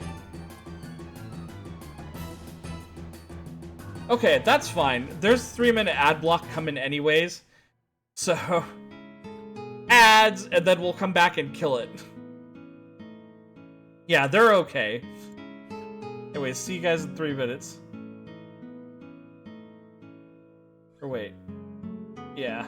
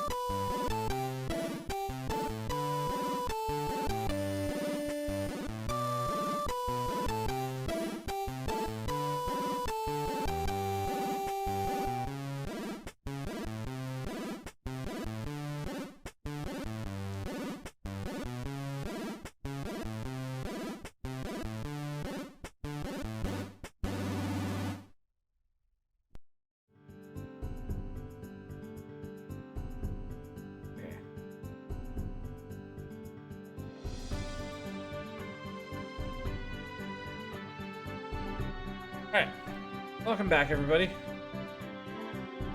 Before we try that again, I want to check out some stuff. Shit. Ain't nobody moves back into this village. Fuck! Ain't nobody moves back into this village until I get my body back. Ah! For a second I was really hoping I'd be able to get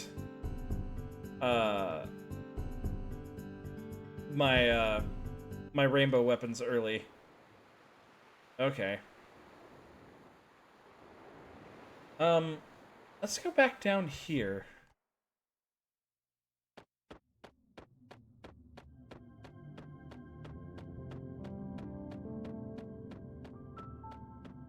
I'm gonna go back down where Starkey's ship is.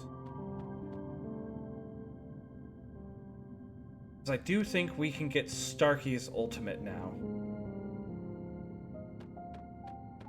Correct.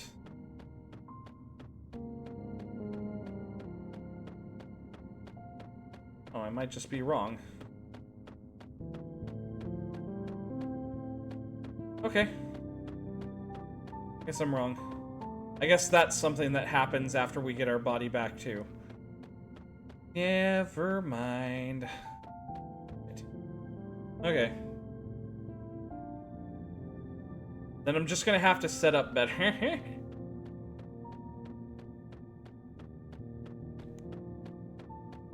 What it comes down to is I'm gonna have to try to stop him from,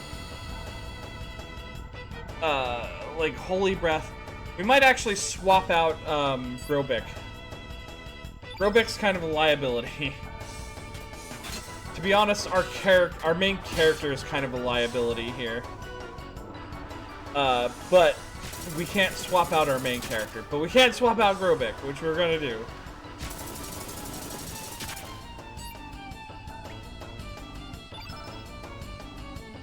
We have Diminish, which I'm gonna just... I'm pretty sure that guy only has one Magnify. So if I wait until he uses Magnify and then hit him with Diminish, that'll save us. But also, I need to swap out Grobik. I think he's cool, I think he's awesome, but I also think he's an element that makes him take like 400 or 500 damage from the dragon monster.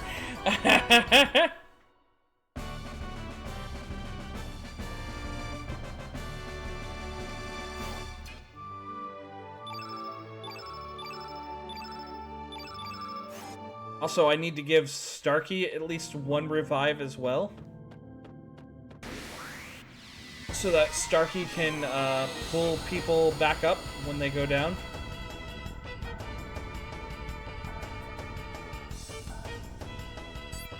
And probably just spread around some more healing altogether.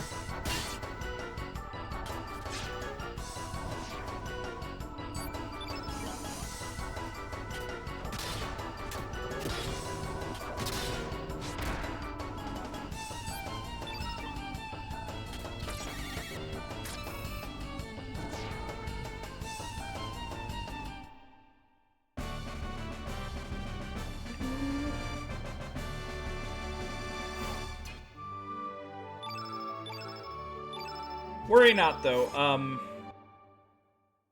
Dying to that dragon is not a weird thing. He's just really strong. That's why they make you wait until you've killed all 5 of the other dragons before you can even attempt him.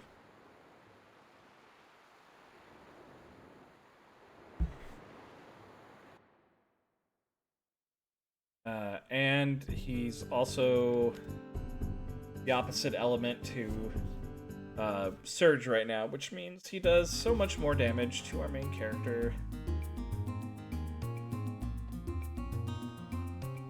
Alright, let's go on back. Let's go back over. Go back over. We'll try this again. It wasn't going bad at first. Then he White Breathed us, which killed Grobik. And then he Magnified and Ultranovaed us, which killed everybody.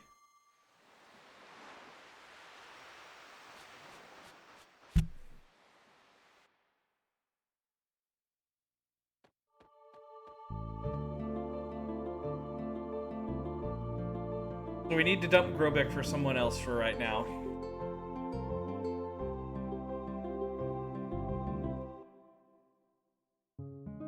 And then we need to reassign some of our elements. Teleporter. Would be a good choice. Who's got high magic resistance? I'm thinking. Marcy does. So does Karsh. Darky we've already got. We could bring in Irena's, because she actually has a healing special. That would actually be really useful. Yeah, you know what? Let's put the mermaid back on our team.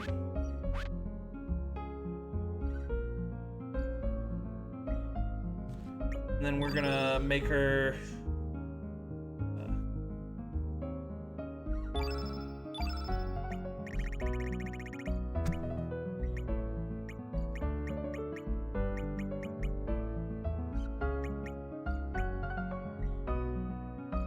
a pebble pick.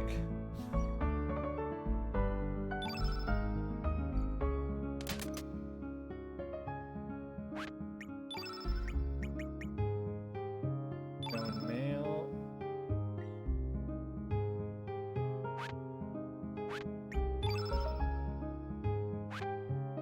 What do I need? I need carapace for it.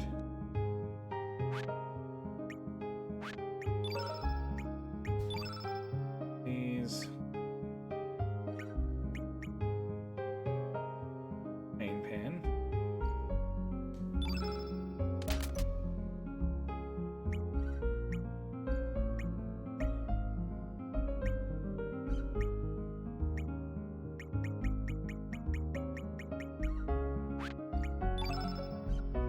Carapace.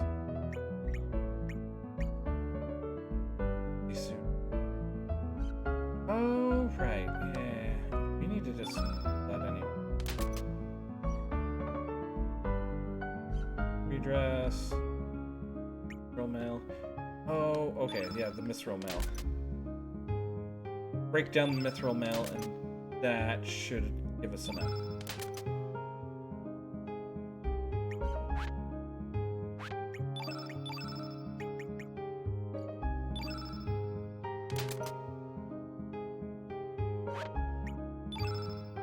Stone helmet.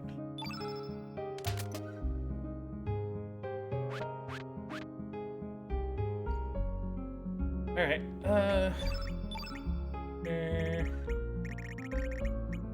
Perfect. You were at the bottom. Pull all of your elements off.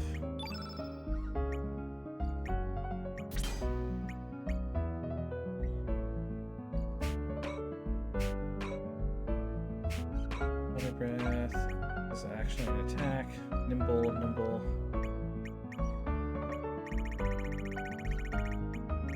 Let's just put more healing. Let's just give her so much more healing. Yeah.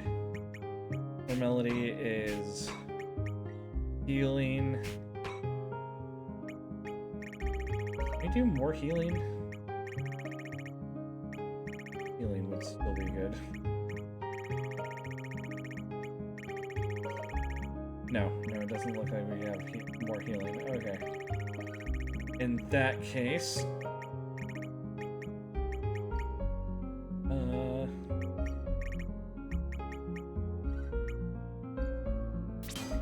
aqua balls. Wait, no.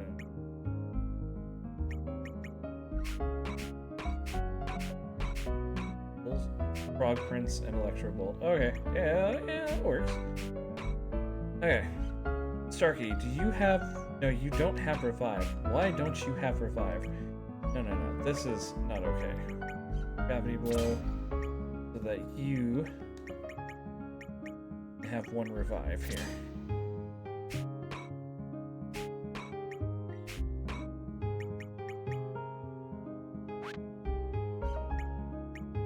Do we have any other healing in?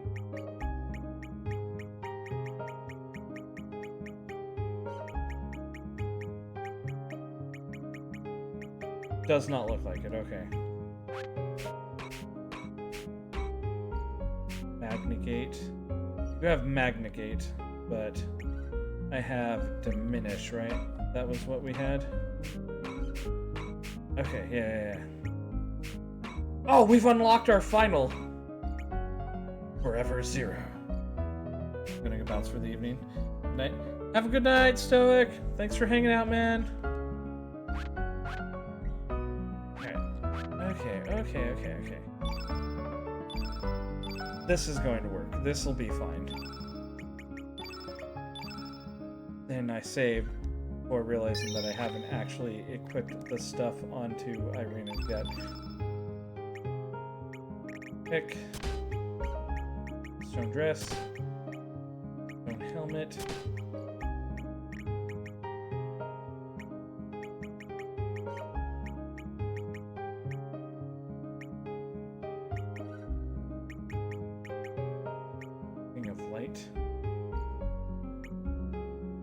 Magic power.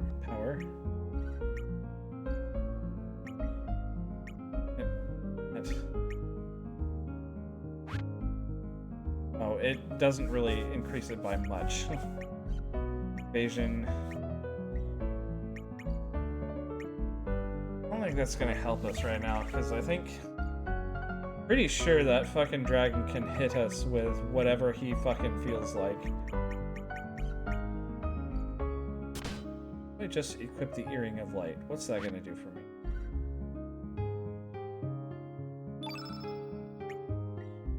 Did it actually do anything? Oh, increases the amount of HP I have during battles. Okay.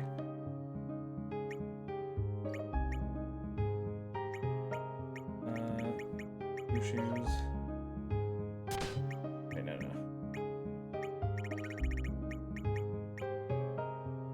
Magic Deep.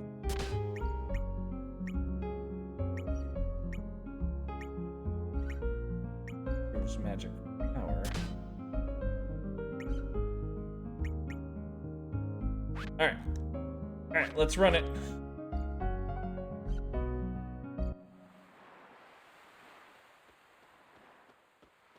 Got a lot of healing power.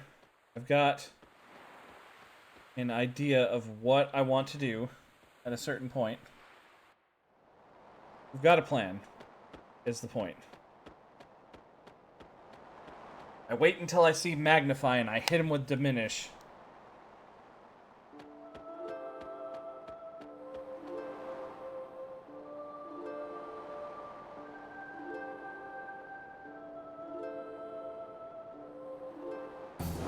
Okay, here we fucking go.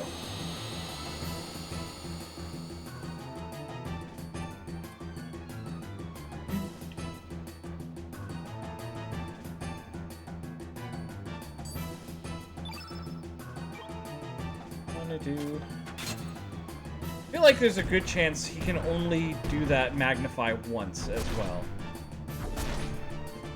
So if I can fucking negate it, I think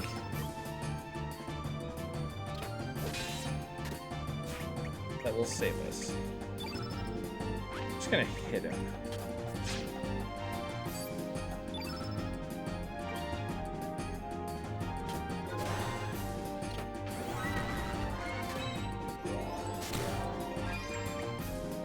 White Breath. On Starkey of all people. Did 2 damage.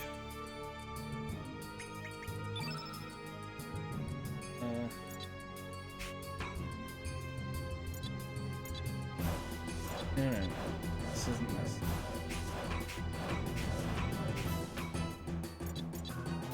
Just fire a gravity blow at him. I want to do stuff, but I also don't want to use much magic. Because when he makes his big move, I want to be able to heal it. Heal from it.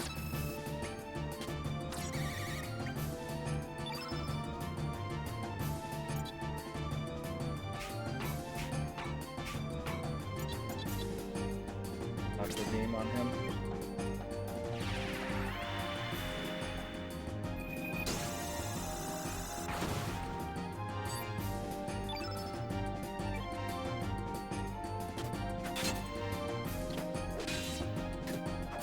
Oh my god!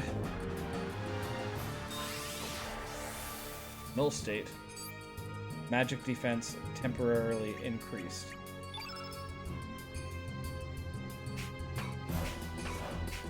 Dude, that was a huge blow. And I'm just gonna gravity blow him.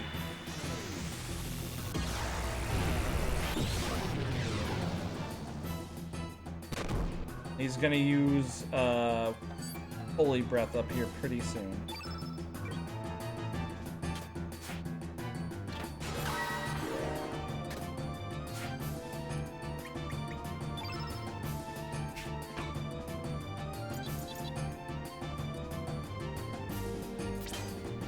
So you know what? No. We'll just hit him one more time.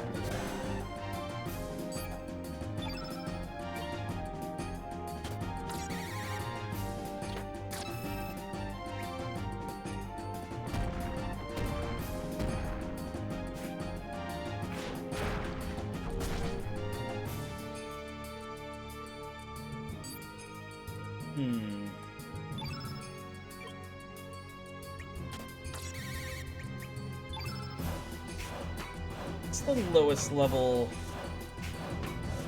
Just have like cover all. Actually, you don't even have healing, Starkey. Well, okay, you do. You have heal. Heal yourself.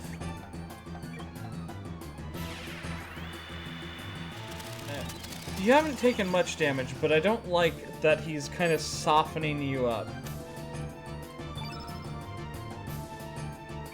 I don't like seeing that. Another big hit. He's healing himself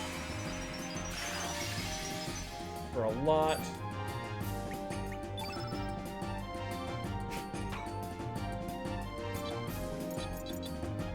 Use gravity blow again.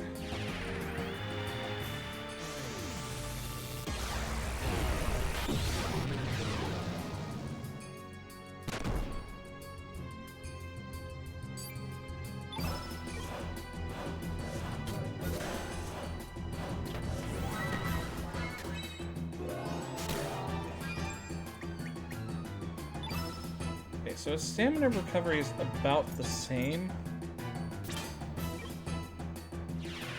He just uses it faster is the whole thing. Oh, and he's also not fatigued anymore, which is good.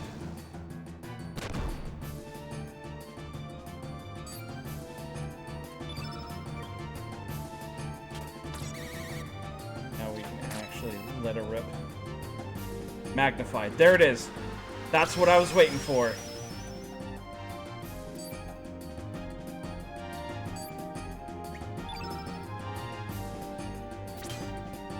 Temporarily halves elemental damage for everyone.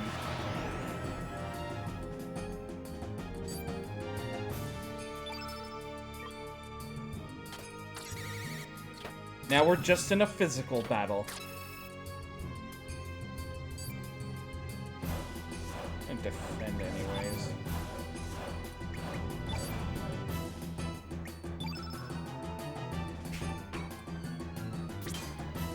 I want to just use Magnegate on him.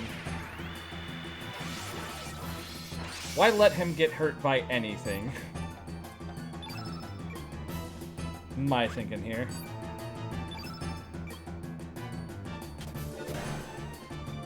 Holy Breath. Okay, was waiting for that.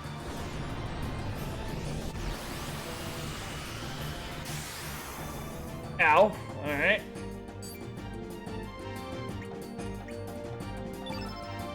Yeah.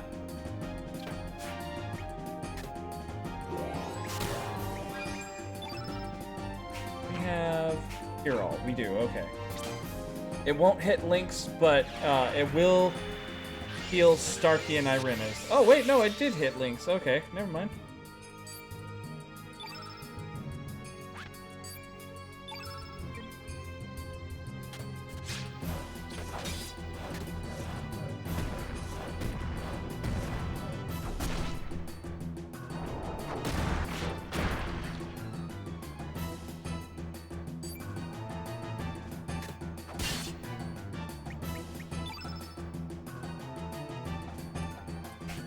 He looking like he's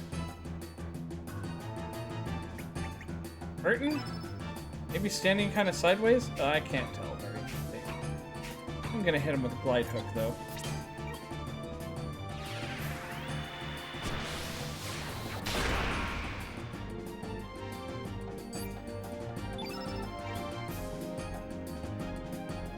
I'm not gonna lie, I think I might be past the worst of it. I know he still has, like, Ultra Nova. Here it comes. But I think we're okay.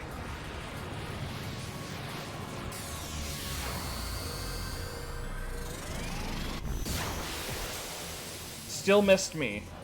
Everybody is alive. Everyone fucking lived.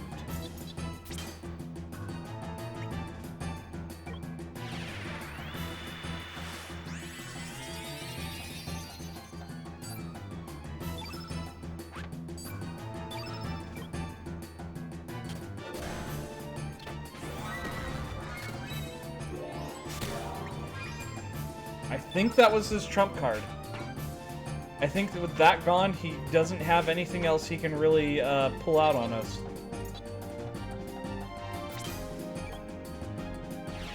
Maybe if the battle goes on long enough, he can cast another Ultra Nova. But I think we got this one.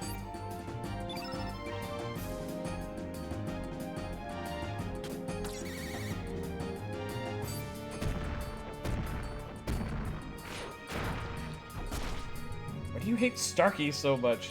Why does everyone hate Starkey? They hate him because they ain't him. There we go. Now he's feeling kind of low. And now's a good time to cast Forever Zero!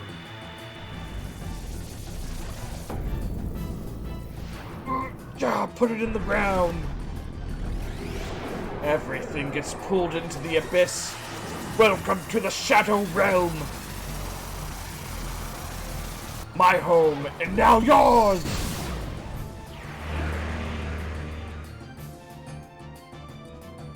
Oh, that did so much damage. That's it. We beat him. Hell yeah. Woo!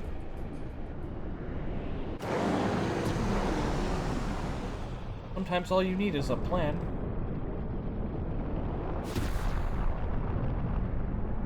Not even a great plan. Sometimes it's just a halfway decent plan carries you through.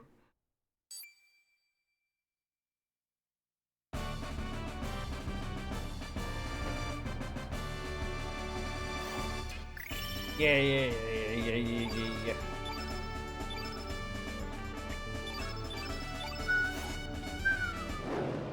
We got saints. Thy skills I acknowledge. I will grant thee the protection of the Sky Dragon.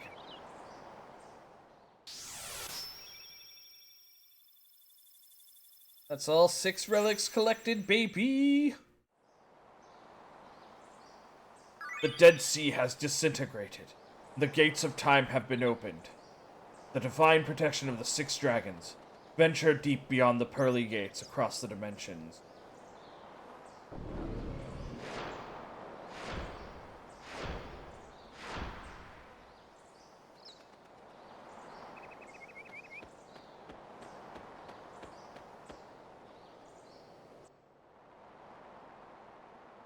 Okay then.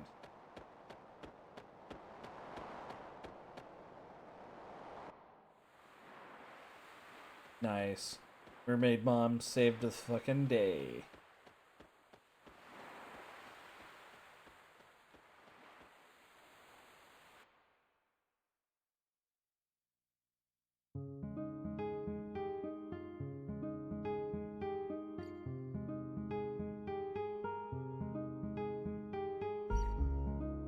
It's...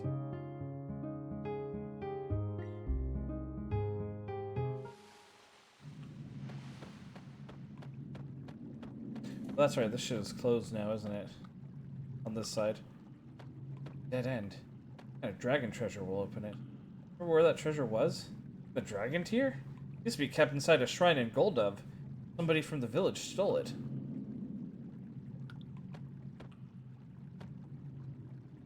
Possible. Okay.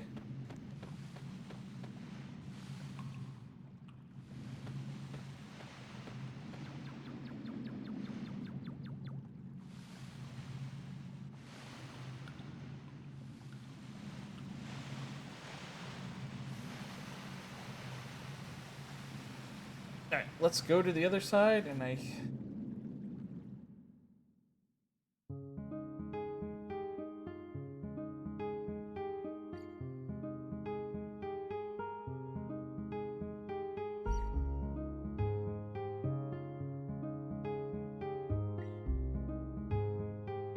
Okay.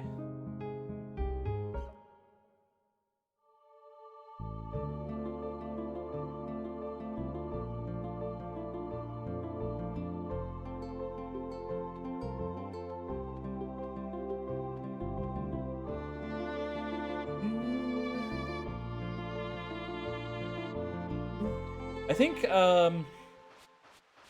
I'm gonna set myself up for the next part of this. And then we're probably gonna call it for tonight.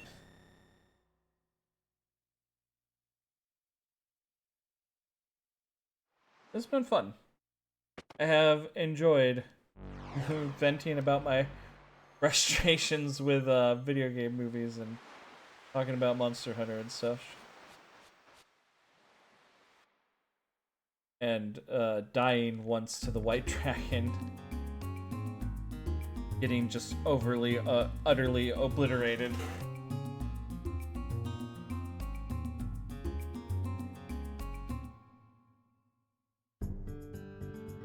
But I think I can just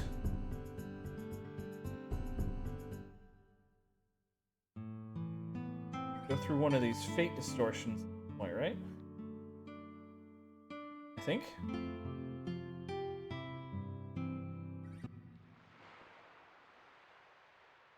Alexander responding. Yeah, Surge has to return to his human form. Oh, we need human Surge first. Okay, right. Well, for that, we need the dragon tier then, right? Which...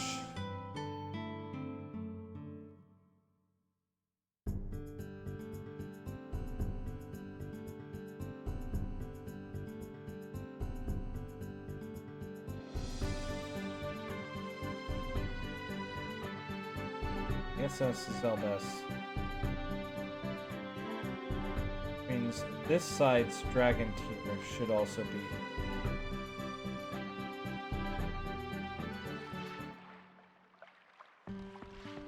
I think since I've proved myself to the 6 dragons, I think they will allow me to take the dragons tier at this point.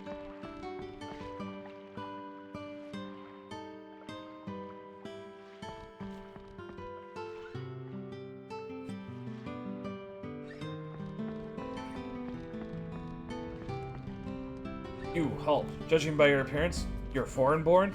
Reasons will not explain. Foreigners are not allowed to enter the tower. Please leave the premises at once. What should we do now? At this rate, we will not be able to borrow the dragon deer. Speaking of the dragon tier... Justice! Shouldn't we return the broken tier to the shrine in the other world? The shaman in the other world might be able to help us somehow. Ah, damn, you're right, actually. Shit. Totally fucking forgot about that. Okay, well. Back to the other shrine, then.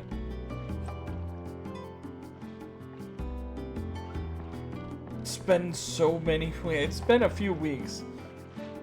I completely forgot we had the broken dragon tier as an item.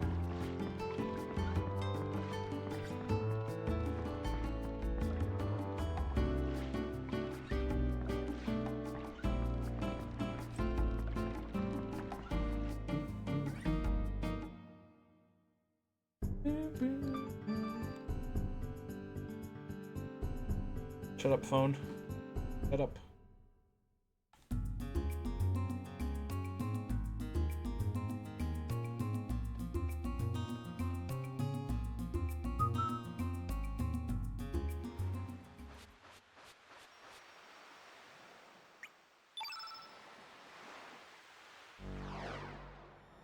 Cause I think we're still in for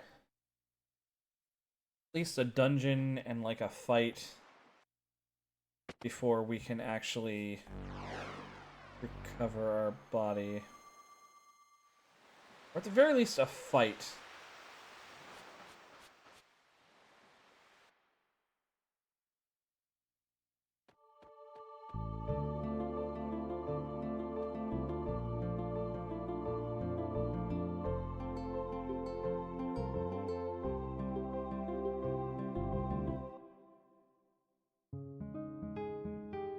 Which I'm not gonna do.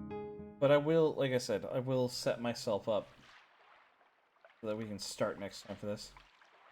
Herr Surge, is it not that there's something strange about this village? Hmm? What's going on? People are gathering over there. Let's go find out what's up. Oh shit, the poor military is here. And Orla's laid some of them out. Poor villagers.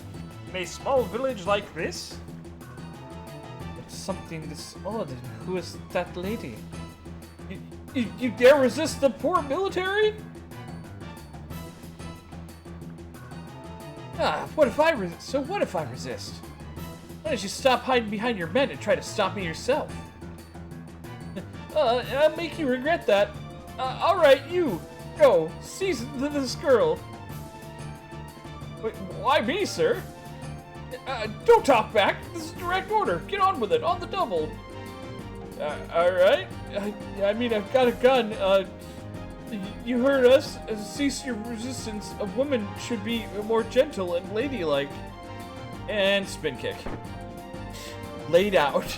Holy shit. There. That'll teach you a lesson, oh great soldier man. You need another round?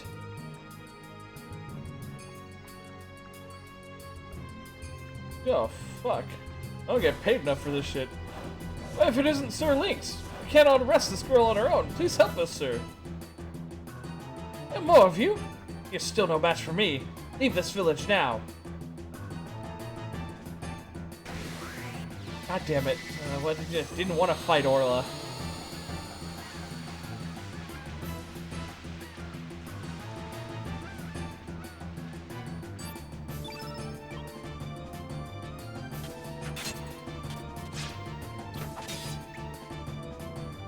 Nothing personal or... Why do they always hit Starkey? You know what?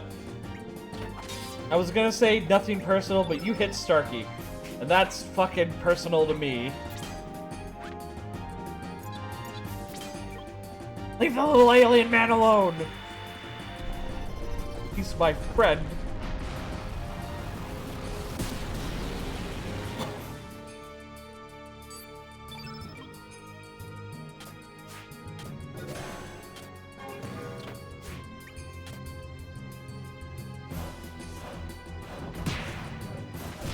Yeah, hit the mermaid lady.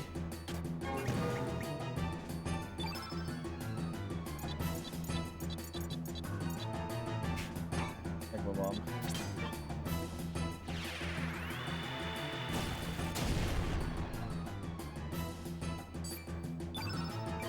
Honestly, in reality, hit me. Stop hitting my friends. But just especially stop hitting Starkey! They truly know who the most threatening member of my team is. Everyone know.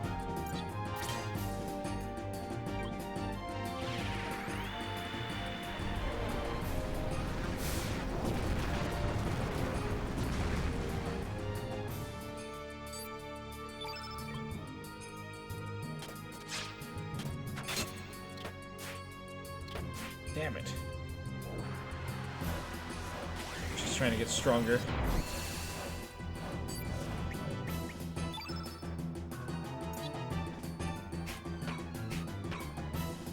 Light hook.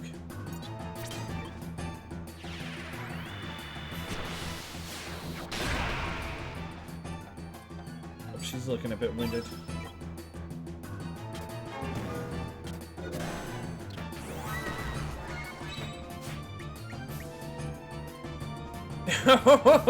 Stop it!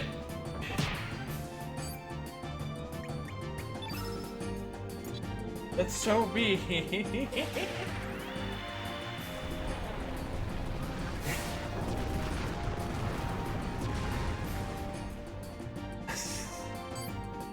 There, you know what? Yeah, take a nap. I'm still gonna kill this fucking poor soldier, but... You can take a nap and think about what you've done in the meantime.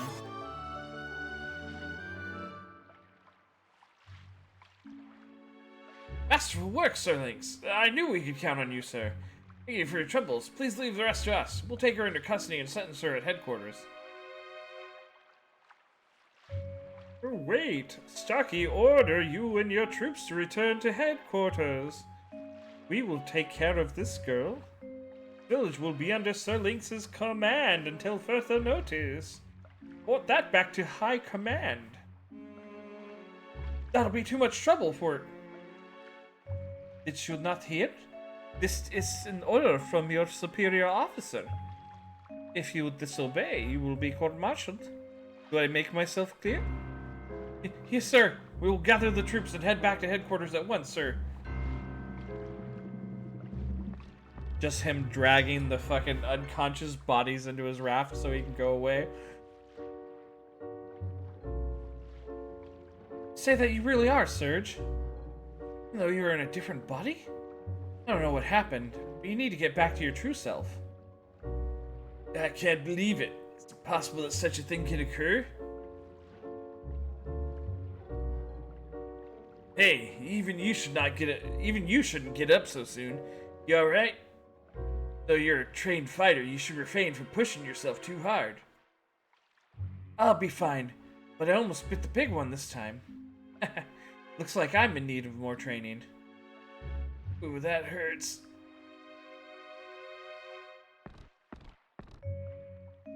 As proof that you are really Serge, when you regain yourself, I'll lend you this brooch. Arla, isn't that your sister's? It's alright, for now. Listen, Serge. Promise me this. You successfully regain your true self. Come visit me, and I'll gladly aid you then. Alright. Cool.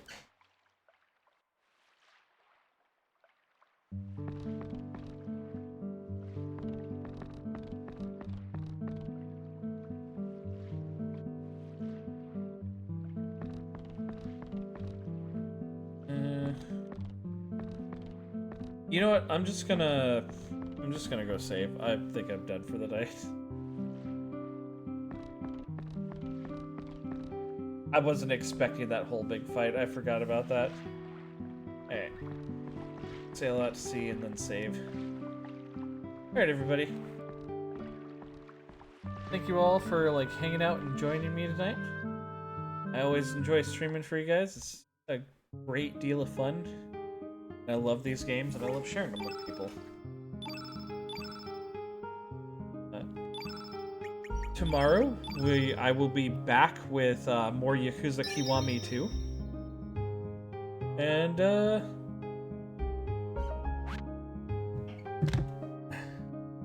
let's see here.